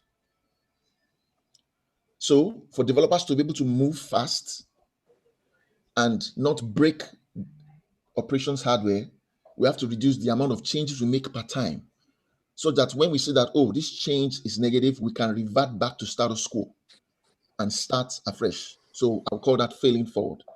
I hope this makes sense. So this is also help us understand what is the perspective of a developer who builds applications and what is the perspective of an operator who provides infrastructure on top of applications run. Now, so I want to introduce some cloud native principles for us, just to appreciate. Now, when you hear the word cloud native, first thing that comes to your mind is, okay, cloud native means it is running in the cloud. But really, cloud native is an approach to building your software. It is a methodology of building and running applications that exploits the power of cloud computing and offers on-demand computing power, whether on a public or a private cloud. And there are four pillars that drive what we call cloud native. I'm going to be looking at these pillars one after the other. The first is microservices. Now, there are two ways to build an application. An application can either be a monolith or microservices based. On my left side of the screen here is an example of a monolith application. And what are the characteristics of a monolith? The single large code base, that has some characteristics, slower to update, it's hard to scale, and it runs in virtual machines or containers.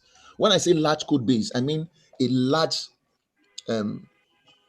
code where if you need to make change to any aspect of that code, you would need to bring down the entire platform before you can make that change. Now, let's compare that with microservices. What is a microservice? A microservice is a modular component of a large application set. So if you look at the microservices are modular in that you break down that monolith into components that you can manage independent of each other. To help us understand this, I'm going to refer to a slide. I like to use in my meetings. Who is conversant with Amazon here? I believe most of us are conversant with Amazon here. So this is a typical Amazon web page. Specifically, this is for a book titled Mommy, Why Is There a Server in the House? This page you see here, gentlemen and ladies, is comprised of up to 200 microservices. 200 microservices. What does that mean? It means that for this single page to be available for users to shop, 200 microservices are driving the page. Each of these red boxes you are seeing here refer to a single microservice. There's a microservice for the search bar here where you see the title of the book. There's a microservice for this picture you are seeing here. There's a microservice for these reviews that you're seeing on the side. Now, what is the benefit and advantage of services? If the Amazon wants to make a change to this website, they don't have to bring the entire website down. They can make changes to the picture, the art on this page. They can make changes to the title of the book. They can make changes to this option here. And the question I like to ask my audience, most of the time is that, what do you think is the most important microservice on this page? Of course, we all know it has to be this guy, the buy button here. Why? Because that is where the customer has made his decision. Oh, I like this book. I want to buy this book. He clicks the buy button and he pays. Now, when you think about this approach, it allows a customer to be innovative. If the book owner comes and says, oh, I want to make a change. I have a newer version. I have a newer designed copy of front page of that document. You need to have a means where you can make that change without bringing the entire site down. If I need to make a change to how the text is displayed, I need to be able to make that change without having to bring the entire site down. So I use that site just to explain to us what microservices are. So typically, a microservice consists of modular components of an otherwise large monolithic application set. So if you look at the screen in front of you right now, on the left, you can see those colors, different shades of blue and green and the blue and green. On the right side is when that monolithic application has been broken down into independent components that can be managed, that can be updated, that can be serviced without affecting the other components that make up that entire set. So you see on my right, you see that one part of the application is built with Go, one part of the application is built with Java, one part of the application is built with Ruby, and so on and so forth. And they all connect to databases that can be open source as well. So this is the whole idea behind microservices. Microservices is a very, very important component when you think about building cloud native applications. This is just another example, to explain the concept more. On my left is a virtual machine running an hypervisor and an OS, and it's running 3 services, service 1, 2, and 3. On the right, those microservices now have been broken into models and are running in independent containers. That leads me to the second pillar of a cloud native architecture called containers. So containers are a key enabler of cloud native apps. And these are some characteristics. They are very simple. They boot rapidly. They are very lightweight. Minimal resources are required. And they are portable. You can move your containers from your laptop to the cloud to an enterprise data center without having to make any simple preparations. Why? Containers are built in such a way that they carry with them all the runtime dependencies an application needs to do its work. Let me repeat that. A container is a package of the application binaries and the dependencies required for that application to run in a portable format, which you can move around. You can take that container, bring it to my laptop and run it. You can move it to a different laptop that runs Windows or whatever operating system, and it will run without having to make any changes. Why? Because that container in itself carries with it all the dependencies required for that application to start and run. So to bring it all together for you, we've spoke about microservices. Now we're speaking about containers. Microservices actually are run within containers. So let's say I take my modular app, I broke it, my monolithic app, I break it into microservices. Those microservices can now be run within containers. So this is like a practical example. On my left is physical infrastructure operating system application. Here we apply some virtualization, but for this option, we see that there is a tight dependency. If you look at your laptop today, when you want to install a particular app, when you launch the app will tell you, oh, I need a particular version of Java to be installed before I can work. I'm sure most of us have seen that before. Or some apps that require, oh, I need .NET framework. I need a particular version of .NET framework to work. These are typical experiences with traditional environments. So this is a hard problem because of that tight integration. When you think about how containers address that, the abstraction is taken further away from hardware into software. Now we are abstracting the OS. What this means is that we are able to create a platform with the aid of containers where all the dependencies required for an application are packaged with that application and they move around with that application.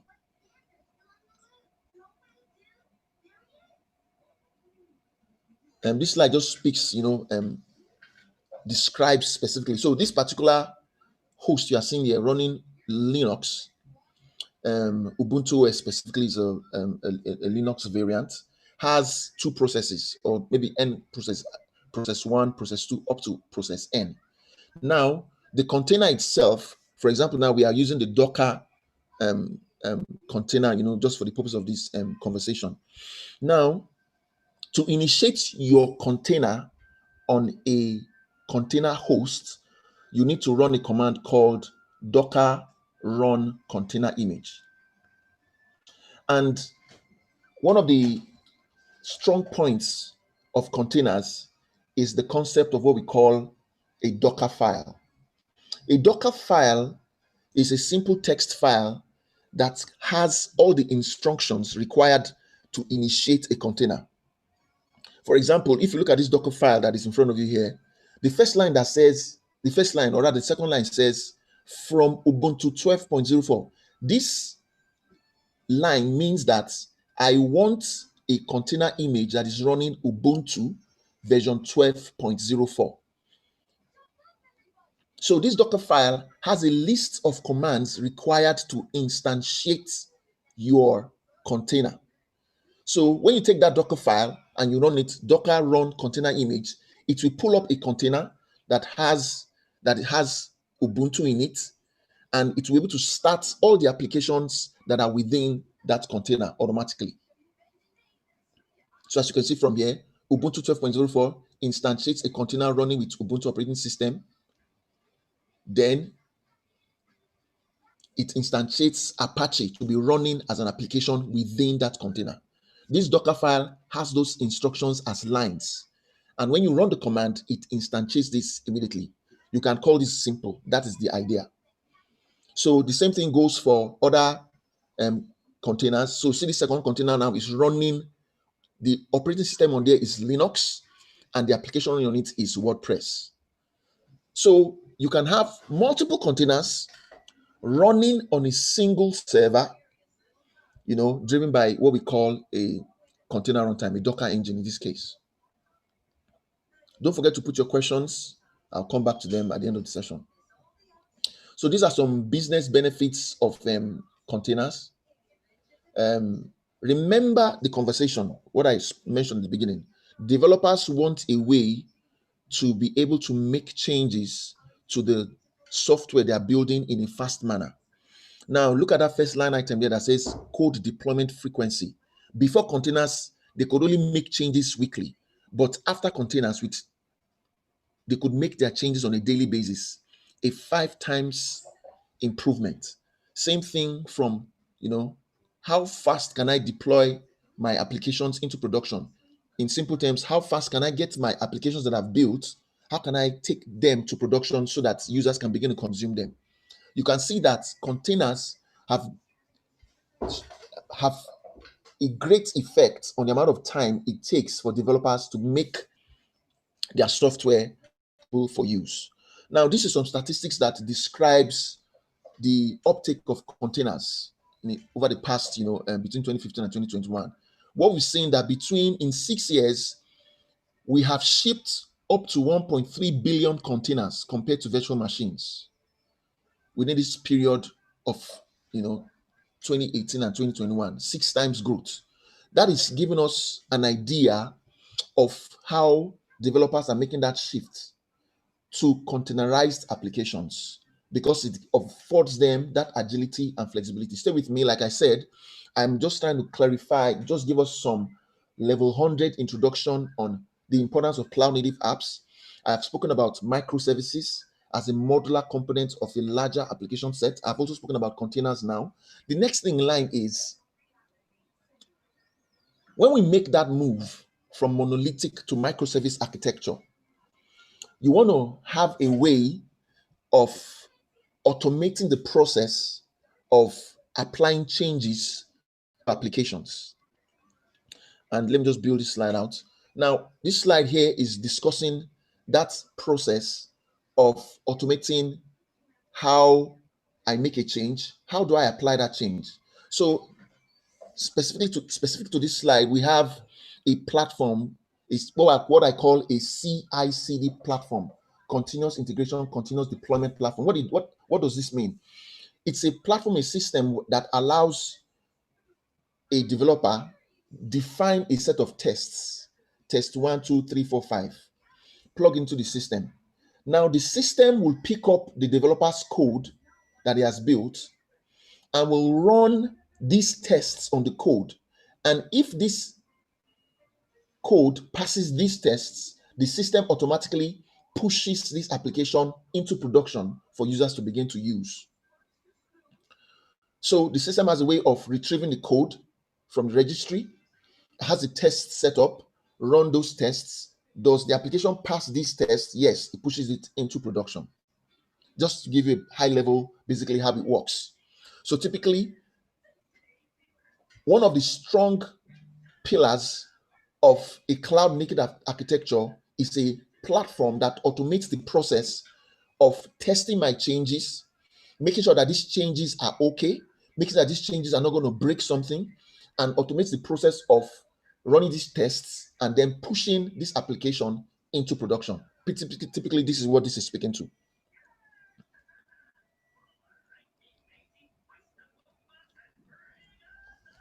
Now, when you think about containers, and remember that slide I shared with you, a single monolithic application has obvious advantages. You can easily manage a monolithic application. You can easily do your management because you're just managing one thing. But when you take a single monolithic app and you break it down into microservices and begin to run them in containers. For example, the Amazon page I showed you that I said can run between 150 to 300 microservices. You have moved from managing a single application to managing 300 microservices-based applications. It introduces some challenges. How do I load balance between applications that work together? How do I take care of security? How do I handle high availability? How do I do updates? If I need to scale out the web front end to multiple nodes, how do I handle that? How do I do replications and how do I schedule? Going the route of containers creates new problems that we need to deal with. And that introduces the topic of what I call containers and container schedulers. What is a container scheduler? A container scheduler basically is a platform, a system that is able to handle how these containers are deployed, are operated, and managed. So bear this in mind. I spoke about microservices. Microservices run within containers. Now, these containers need to be managed. Then we need to start talking about what we call a container orchestration platform, a container scheduler. And from the screen here, you can see there are two major platforms that handle this. There's Kubernetes and there's Pivotal Cloud Foundry. But our focus today is going to be on Kubernetes. So in the open source software landscape, there are lots of platforms that help with the orchestration of containers. We have Kubernetes, we have Mesos, we have Docker Swarm. But over time, Kubernetes has stood out to be the number one platform for orchestrating containers. To give a bit of background, Kubernetes was created by 3 engineers that used to work with Google. Today, they resigned, and one of them works with Microsoft, and the other 2 today are working with VMware.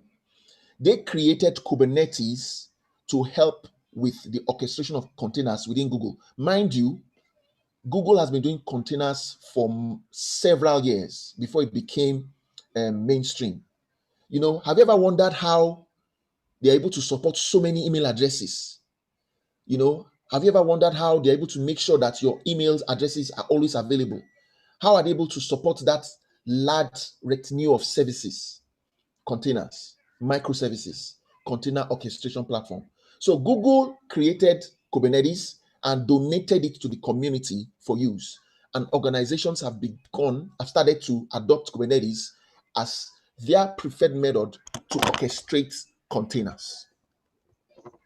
So a bit of introduction to what Kubernetes is. So Kubernetes is an open source system for automating the deployment, the scaling, and the management of containerized applications. Put simply. So let me take us back a bit. We spoke about microservices, the importance of microservices. These microservices need to run within containers.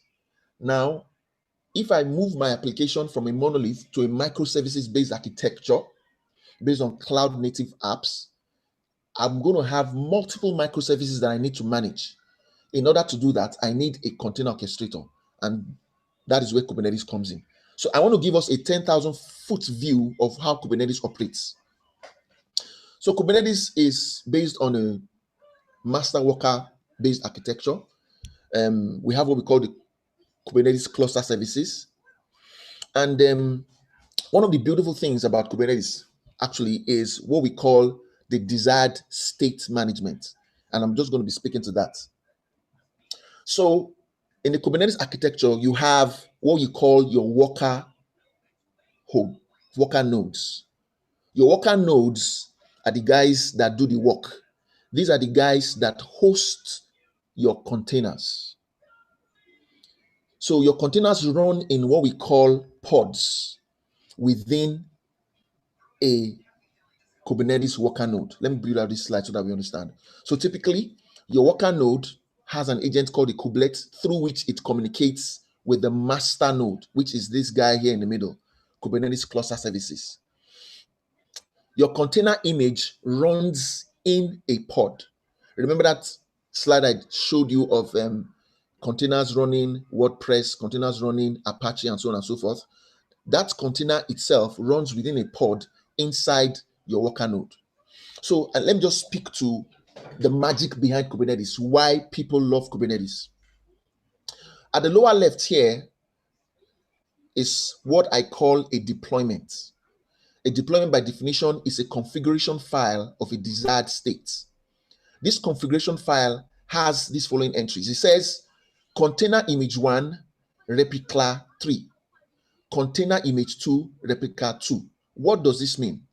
This file here, this deployment is called the YAML file. It's a manifest that holds instruction of what Kubernetes should do with my applications. Remember, I spoke to you about containers. We have the Docker file that has a list of instructions on how to initiate my container, what operating system should be inside of it, and what application should run, and what ports should be opened.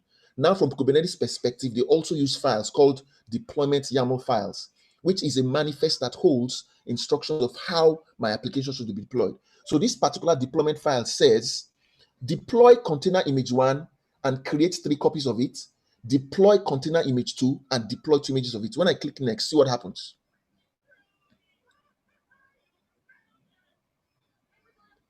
So that deployment file via API is injected to the master server, the master node. The master node communicates with the worker nodes and creates 3 copies of container image 1 and 2 copies of container image 2. P1R1 is one copy of container image 1, P1R1, P1R2, P1R3. That's pod 1, replica 1, pod 1, replica 2. Then for container image 2, it creates 2 replicas, pod 2, replica 1, pod 2, replica 2. Now, the beautiful thing about Kubernetes is that it continues to monitor and make sure that at any point in time, these pods with these images are always running. So now I've deployed a second YAML file and I say, please, container image 1, give me 1 replica. Container image 2, give me 2 replicas. Kubernetes goes on, deploys those pods and creates them and distributes them across those worker nodes. So Kubernetes continues to monitor the state of my pods. If one pod fails, as depicted by that, Kubernetes says, oh, something has gone wrong. I need to make sure that the defined desired state is maintained, and it automatically restores the pods on the failed node on other worker nodes. That is why it's called desired state management. And this is fantastic.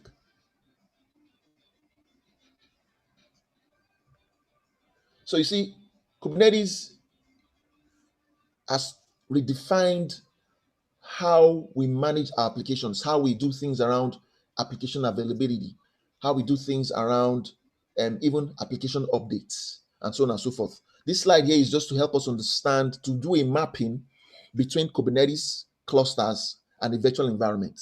Now, I mentioned to you earlier that a Kubernetes cluster consists of a master and worker nodes. And these worker nodes contain your pods. These pods are the hosts for your container images. Now, if you map that to a virtual environment, you can liken your master node to your vCenter server that manages your virtual infrastructure. Your worker nodes can be analogous to your worker nodes. Then the pods themselves are virtual machines running within your ESXi nodes. This will give us an idea to map it. Now, why containers and Kubernetes? Why do we do containers and Kubernetes? I've explained to us the 4 concepts that underpin the cloud native operations. I've spoken about microservices. I've spoken about containers. I've spoken about the need for a cloud, a way to manage changes and introduce these changes in the environment, speaking specifically to this slide. So I spoke about microservices, I spoke about containers, I spoke about continuous delivery, automating the process of applying these changes in production, testing them, making sure that they're okay. Then the aspect of dynamically managing the cloud actually speaks to platforms like Kubernetes that automates how you deploy and manage containers and that run your applications. Now, when you think about this properly, we have a fragmented cloud native ecosystem. You know, there are lots of open source tools out there that can do lots of things. So let me remind us of the first slide, or one of the first slides that I discussed with us, that said, in the next few years, 500 million apps are going to be built. And that is the same number of apps that have been built for the past 40 years. And that escalation in number is because of the amount of tools that we have today for building organizations. So there is a foundation called the Cloud Native Computing Foundation, which is a body that is responsible for managing open source projects. The first project to be graduated by this body was Kubernetes, and there are several projects that have followed. So right now, there are several projects being run that do several things. There are projects that speak to networking. There are several projects that speak to backup. There are several projects that speak to security, to orchestration. So when you think about all these projects, this can put our customers in a very, very confusing position, because they will think, oh my goodness, what project should I adopt for what particular use case?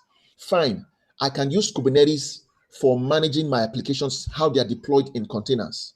But how will I handle networking? How will I handle security?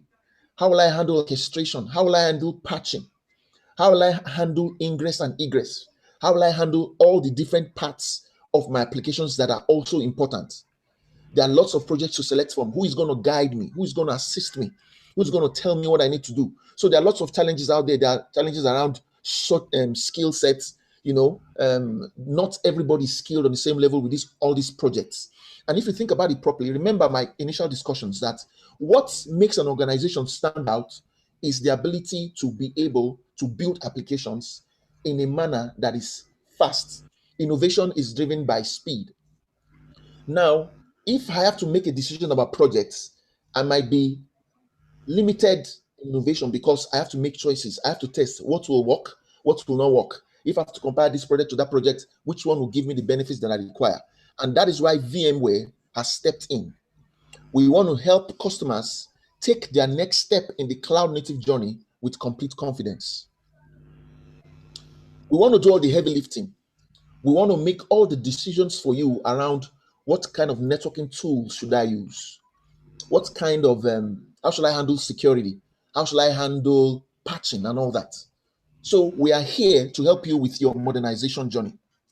So stay with me. I've spoken to you why it is important to start building your applications in a cloud native manner. I've spoken about why developers need access to tools that will make them work faster. I've spoken about operators who provide that platform for developers to do their work. How can operators and developers work hand in hand to fulfill business objectives? We have two approaches from VMware. We have the applications down approach and we have the infrastructure up approach. What is the applications down approach? There are organizations that say, look, I have a specific set of applications that are very important to me. These applications, I have about 20 of them, and they are the ones responsible for revenue generation.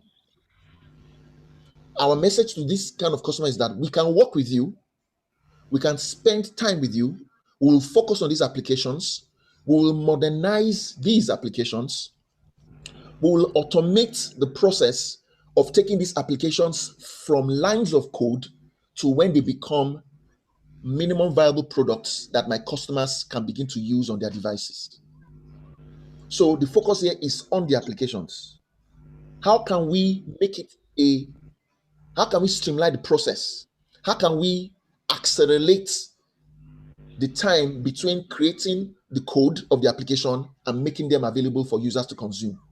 That is the application down approach. Focus on applications. One of the strong points of the application down approach is also, I have about 1,000 developers working for me. They are always focusing on code. How can you help me, VMware? And this is our conversation with them.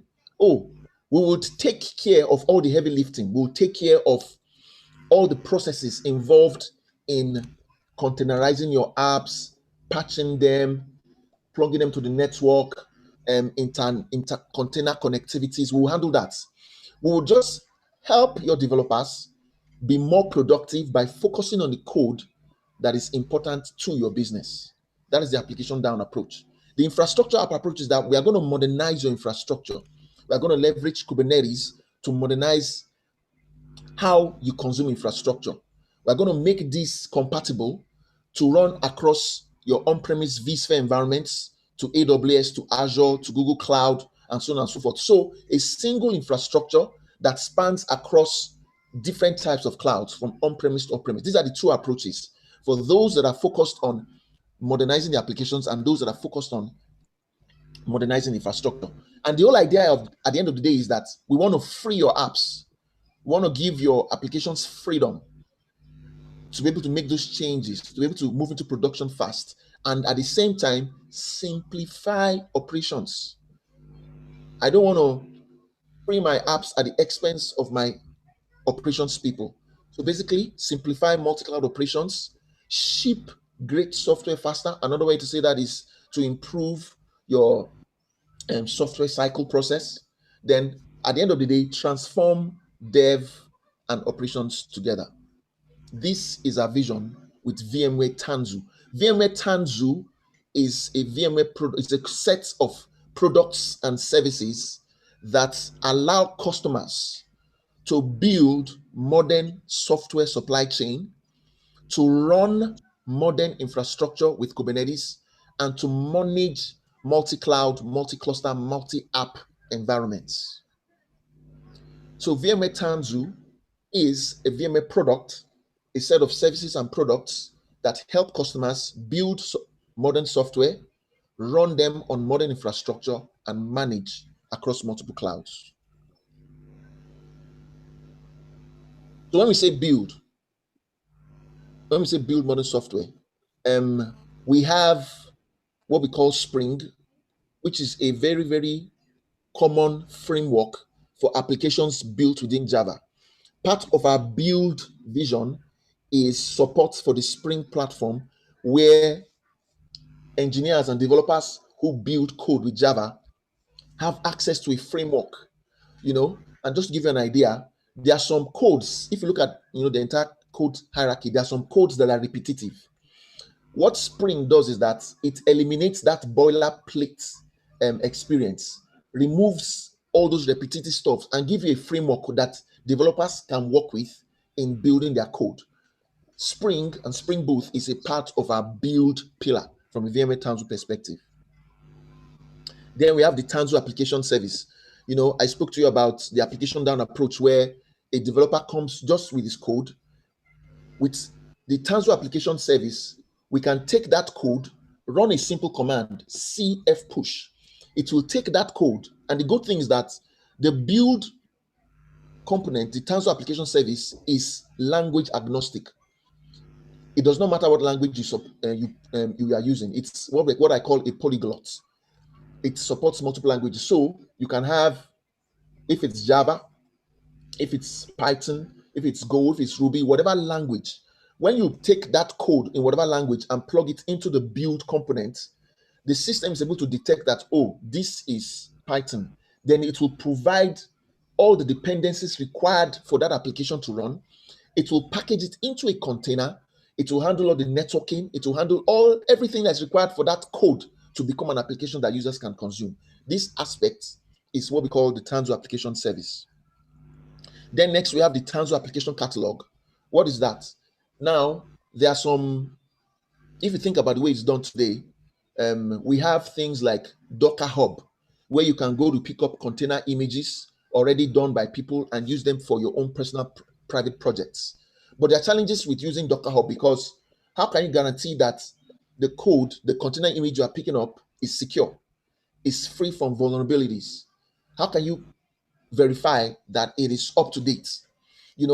And how we have addressed that is that we have created a private, customizable selection of open source software that can be used by developers. So, for example, a developer is building an application that requires a MongoDB or MariaDB, or is requiring Nginx for load balancing, or maybe Apache. He has a catalog where he can go to pick up these components to build his application internally. He doesn't have to go out there. And the benefits we bring here is that all these applications have been curated, they've been checked, they've been scanned, there are no vulnerabilities, they are up to date, and they've been patched. So we support a large library of open source software that can be brought into production: RabbitMQ, TensorFlow for machine learning, Kafka, Minior, RabbitMQ for your message queuing and all that. So, gentlemen and ladies, when you think about application architectures, on my left is an example of a typical application. So you have your server environment at the bottom there. You have your web server. Then you have your SQL database. Then you have your application sitting on top. But today, what we are seeing is that applications can exist anywhere. You can decide that you want to have the database on-premise. You can decide that you want to have the front end sitting on Azure. You can decide that you want to have the application framework sitting on a different cloud entirely. So you see that application architectures have changed completely because they can be run anywhere. In this case, you see the environment could be on-premise, could be Kubernetes, could be Azure, could be Google Cloud Computing. But the whole idea I'm trying to bring out here is that your applications can run anywhere. This is the reality today. We have moved from a simple centralized application landscape to a complex decentralized one, with open source tech everywhere. Then we have the Tanzu Build service, which is part of the build component that addresses automating the creation of production-ready containers at enterprise scale. Then data messaging services, Tanzu data services that speak to caching. If you want to use open source databases like MongoDB and all that, for your modern apps, Tanzu data services takes care of that for the build aspect of things. Now I've moved from build to run. Run talks about modernizing infrastructure. So VMware has its own distribution of Kubernetes called Tanzu Kubernetes Grid, which is an upstream conformant distribution of the Kubernetes that we make available to our customers. And one of the most interesting things, that I would like to talk about at the end of my slides is vSphere 7 with Kubernetes. Today, we have successfully integrated Kubernetes into the vSphere 7 control plane, where we have a single platform for running traditional workloads and modern applications. Earlier, Dr. spoke about the best practices around deploying your databases, your SQL databases on vSphere. So with vSphere, you can run databases, you can run your modern applications, you can run your traditional VMs on a single platform. This is the industry's first platform that supports modern applications and traditional applications on a single platform. The next, of course, is the managed aspect. Now, I spoke to you guys about how how applications are now distributed. Applications can run anywhere. What that means is that your Kubernetes clusters that run your containers and microservices can be hosted anywhere. They can be hosted on vSphere 7 on-premise. They can be hosted in Azure, EKS. Azure has its own distribution of Kubernetes called EKS. Same thing with Amazon and the other guys, OpenShift by Red Hat and all that. So it is possible to have these applications distributed across all these clouds, on-prem and off-prem. What VMware Tanzu Mission Control does is that it provides a single platform, a single GUI to manage all your Kubernetes clusters across clouds. So with Tanzu Mission Control, you can provision, you can create new clusters, and you can manage already existing clusters across clouds. You have a single place of doing lifecycle management. How do I upgrade my Kubernetes clusters? How do I control identity access and management? How do I employ and deploy policies around security? Who can have access to what? How do I handle backups? So remember, build, manage, build, run, manage. The manage aspect of things is what Tanzu Mission Control does, helping you to manage your Kubernetes clusters across clouds.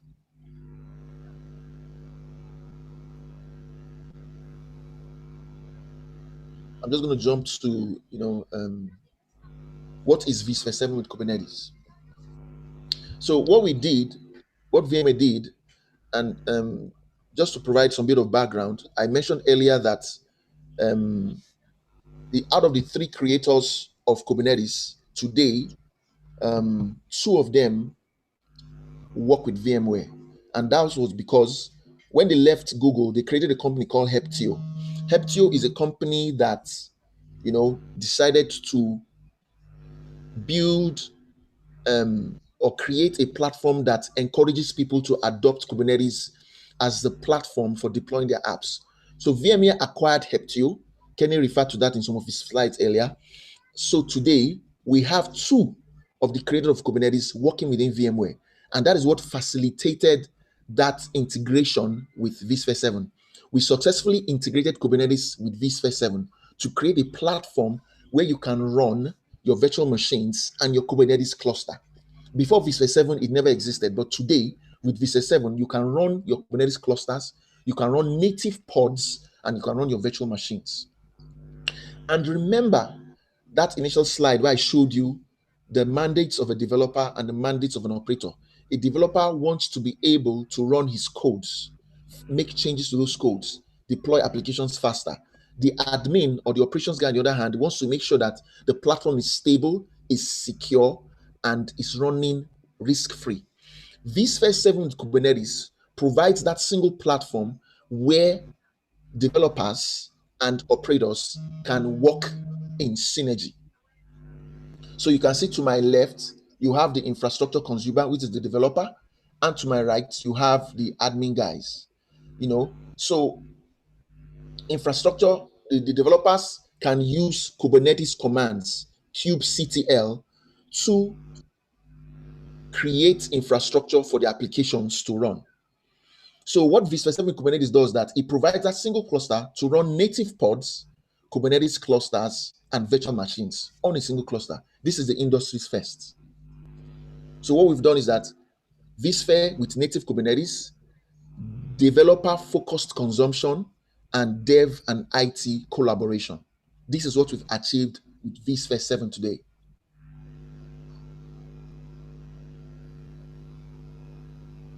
So we enable that with what we call supervisor clusters. Because we've built in Kubernetes into vSphere, we are able to run containers directly on ESXi. Before now, for you to run containers within VMware, you have to create a virtual machine. Dotun took us through the process of designing and building a virtual machine where you select the CPU and the RAM. So you have to build that virtual machine first, install your Linux OS, then you create your containers within that. What we've done with vSphere 7 today is that we have been able to create a platform where you can run containers directly on vSphere without having to run them on virtual machines. And we have provided that Kubernetes control plane where a developer can connect using the command line that he's used to with Kubernetes, kubectl, to request for infrastructure. So let us speak to what we did with vSphere 7. Now, this is the ESXi hypervisor. A typical virtual machine file has what we call a VMX. We took that VMX. A VMX is just a file that has a list of the characteristics of things that make up a virtual machine. We took that VMX, we stripped it out, removed all those things that are not required for a container to run. We stripped it down to a simple Linux kernel, and we inserted a container engine in it. And that is what makes up all that native pod you are seeing there. So with this today, you can run a container directly on vSphere without having to create a virtual machine, because we took the VMX file, the virtual machine itself, and stripped it down to a CRX. CRX means container runtime. And we did some tests, and we found out that containers running on vSphere 7 are 8% faster than containers running on bare metal. This is something we've tested today in terms of performance. And why is that so? Because of the great things we've done with NUMA technology, how we can make use of NUMA better than the traditional Linux kernel. So you have a platform that runs your pods and your VMs. So this is an example of what a vSphere 7 environment looks like. It runs your traditional VMs, runs your Kubernetes clusters, and also runs your pod VMs. And as I round up, just want to speak to this. Now, there's a construct called namespaces with vSphere 7, where it's a unit of management and it's a collection of the components that make an application. Before vSphere 7, how do we do this? When you create your virtual machine and you install your applications within them, you can only apply policies at a per virtual machine level.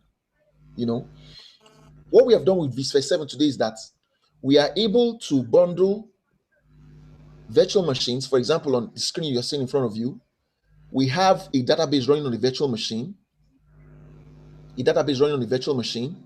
You have an application running on a virtual machine.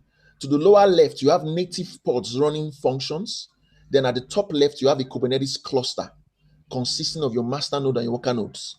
With vSphere 7, we are able to address all these components as a single unit and apply policies to them. Before now, if I needed to apply policies, I have to apply it to a specific VM, policies around availability. But with vSphere 7, I can bunch all these components together, categorized as a single unit called a namespace, and apply policies to them. Remember the slide I spoke to you about? I said applications can be anywhere, and they can be VMs, they can be containers, they can be pods, they can be running at different places. So take that concept. So we have taken that concept and bundle it into what we call a namespace, and we are able to apply policies to them. We can apply security policies that encrypt all data, disallow all ports but 443. We can build policies around access control. Users in group admin can only write, users in group ops can only read. Different policies applied across not just the VMs, but across the pods, the containers, the clusters, and so on and so forth. So if you think about it properly, you can have application A consisting of all these units, application B consisting of all these units as well. Now you are able to manage your applications. Why is this important? Remember, I said to you that what differentiates a business, what makes a business organization competitive, are the applications that they are able to provide and make available to their consumers. You see now that with vSphere 7, we have enabled a platform that facilitates focus on the applications, how they are managed, how they are deployed, how they are updated, how they are operated. And this is possible with vSphere 7 with Kubernetes. So at the end of the day, guys, we have a platform, a software-defined data center based off of vSphere that enables you to run your virtual machines, your pods containing your containers and your microservices, and your guest clusters, all on a single platform. And this is enabled today with vSphere 7 with Kubernetes. That said, question time.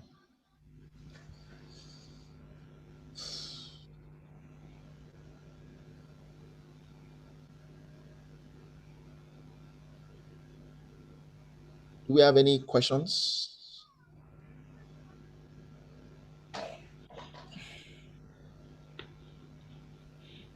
Yes, we have questions. All right, then, please fire. Okay. So basically, it is web applications that you use Kubernetes to build. Does it also extend to concept of mobile app development? I don't know if you mentioned that during your talk, but maybe if I've missed it. So if you can tell us a bit about these applications with respect to mobile app development. That's my question. Okay, so your question is if you can deploy mobile apps with Kubernetes. Is that correct? Yes, or with the whole micro architecture. Services That you, architecture. yes, exactly, that you spoke about. Fantastic. Now, before microservices, applications were built in a monolithic manner.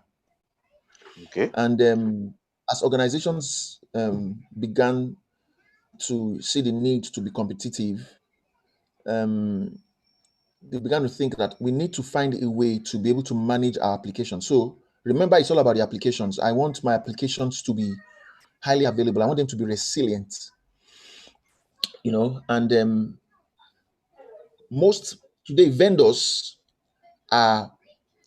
who before now used to build monolithic apps are now building the application based on microservices, based on customer requests. Because microservices affords that resilience, that availability, that fault tolerance. So your question, can we build mobile apps? Can we deploy them with Kubernetes? The answer is yes. Kubernetes is recognized as the industry standard for deploying, operating, and managing applications. In fact, okay. Kubernetes is called the platform for creating platforms. You can use Kubernetes to manage how your applications are deployed. So remember what I spoke to you about pods, how Kubernetes uses what I call desired state management. Yes. Where you tell that I want to have 5 components of my web app running at any point in time. Kubernetes will make sure that those 5 components are always running. And if there's any failure, it will make them available. So imagine that you have deployed your applications across multiple clouds. You have the front end on Azure, you have the back end on premise, you have the application TA in Amazon. Kubernetes can help you handle how these things are deployed and managed. And there are other aspects of the Tanzu portfolio that will do global namespace balancing, that will monitor and provide you a pictorial view of all the components of your apps, the health, the requests per second, and all that, so that your applications are always available. So yes, the answer to your question is, can we manage the deployment of web apps, mobile apps with Kubernetes? The answer is yes. It depends also on the vendor, who is the software provider. Are they building the version of the applications using microservices? You should ask them that question and they'll be able to provide more details. Thank you very much. One more question. So I've been studying the app, TikTok, and of course a lot of app. And can you tell us a bit about if we want to deploy a similar type of app, not exactly, but app that involves, that's the mobile app now, that involves large storage? Because like TikTok, people just upload videos. A lot of people upload videos. They don't even know where those videos are being stored. And then the videos have to be there for as long as the app is operating. So I've been wondering what applications, or how can we handle large storage, building app with that needs large storage at also economic, considering economic your spending. So basically, what are the back end storage medium? Because we are talking about application here. The previous speaker spoke about configuring virtual machine and code, but here we're talking about applications. That's what I'm asking this question. Okay, fantastic. So now, at the beginning, when Kubernetes first started, Kubernetes only supported stateless apps that did not require any form of storage. But with time, we improved on it and we had support for stateful apps that required some form of storage.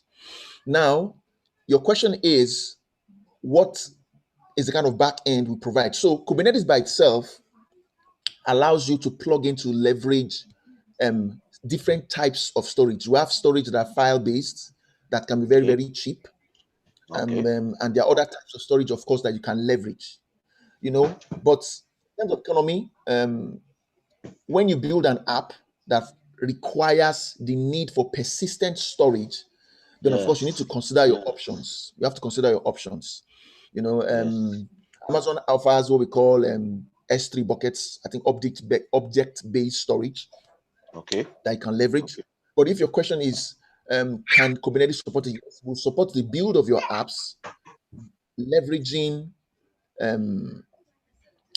persistent storage, and there are different varieties of persistent storage depending on performance. There are some storage types that would support good I/O. There are some storage types that are for backup to store persistent data. There are no read and writes going on. So it depends on you can tell out how your applications are deployed in terms of phases. You can I discovered it's some sites they called what's the name now? I've forgotten, but it allows you to code without having the knowledge of code languages. And when I looked at their pricing, for the first free entry, they support only 5 gig of storage. For the second one, where that is paid, you require about 20 gig of storage. So things like that. You can to introduce. So the point is that you're not going to use expensive storage except for people who can afford to pay for it in building out your apps. Thank you very much. Please, you send me the app you're talking about, maybe by chat. No problem. Yeah, those kind of platforms. Thank you. You're welcome. Yes. Any other questions? Okay, I'm seeing some questions on the chat. I'll just look at them one by one. Okay, I would need some clarification. Like Yahaya is asking, on Docker, you can see when the image or any plugin is updated and also certified or not. Yes, so I think you are referring to the Tanzu application catalog that allows you to pick up components for building your app. So this is fine. So updated and certified is fine. Now, the question I want to ask is that you own a business and you create applications. Do you want to depend on a public repository for building applications, as a businessman? Or would you prefer to have a private repository where you have 100% control? Because apart from it being updated, you have to be sure that they are free from common vulnerabilities and exposures, CVEs. That is what Tanzu application catalog does for you. Now, you can scan for vulnerabilities, you can correct those vulnerabilities by patching. You can of course do updates and all that. So I think there is a great sense of comfort and confidence that comes when your apps, you depend on components that you are managing by yourself and not one that is publicly available. Just talking about, from an enterprise perspective. So imagine a Google or imagine an AWS. They will have their own private repository. They will not go to Docker. So if there are economic considerations around economics and cost and all that, probably that is something also to think about. But it makes sense that for enterprise scale business, you want to have control over your catalog and your repository where you pick up your application components. I hope that answers. Similarities between containers and VMs. So yes, this particular topic has been of great debate, but I will tell you one very strong point of VMs over containers. VMs have very strong isolation compared to containers. What do I mean by that? If you have two VMs running on an ESXi host, they are not aware of each other. Nothing can jump from one VM to the other VM because at the hypervisor, there is strong isolation. We cannot say the same thing exactly of containers because there have been conversations how containers can leak onto each other. That is why we have vSphere 7 with Kubernetes that allows us to create the CRX, the container runtime. With the CRX, we have combined the best of both worlds. If you run your applications within a container on vSphere 7 with Kubernetes, you are going to enjoy that strong isolation that you have with vSphere 7. So there are lots of other similarities and differences, but these are things that can always get if you do it. I can share them with you afterwards. A table-like comparison. There are similarities and differences, things around performance, things around isolation, things around portability, and so on and so forth. Clarify the Docker file and Docker engine. The Docker file is a file that has a list of instructions on how your container should run. Your Docker engine is where the containers run on top. The Docker engine runs your containers. The Docker file is the instruction that is fed into the Docker engine to initiate your container. Give a good definition of Kubernetes, stating its functional importance. Kubernetes is a platform for deploying, operating, and managing your containers. It's a container orchestration platform. What has Kubernetes cured in the digital economy in the 21st century? Kubernetes has provided a way to make your applications highly available. So when you're running your applications in the microservices architecture in containers, Kubernetes helps you deploy, operate them, manage them, update them, and does all that orchestration for you. Remember that Amazon page I showed you, and I showed you that a single page could consist of 300 services. Think of the fact that if you had to manage that by yourself, how hectic it would be. Kubernetes automates that entire process of managing your modern applications. I think I've answered all the questions. Any other question?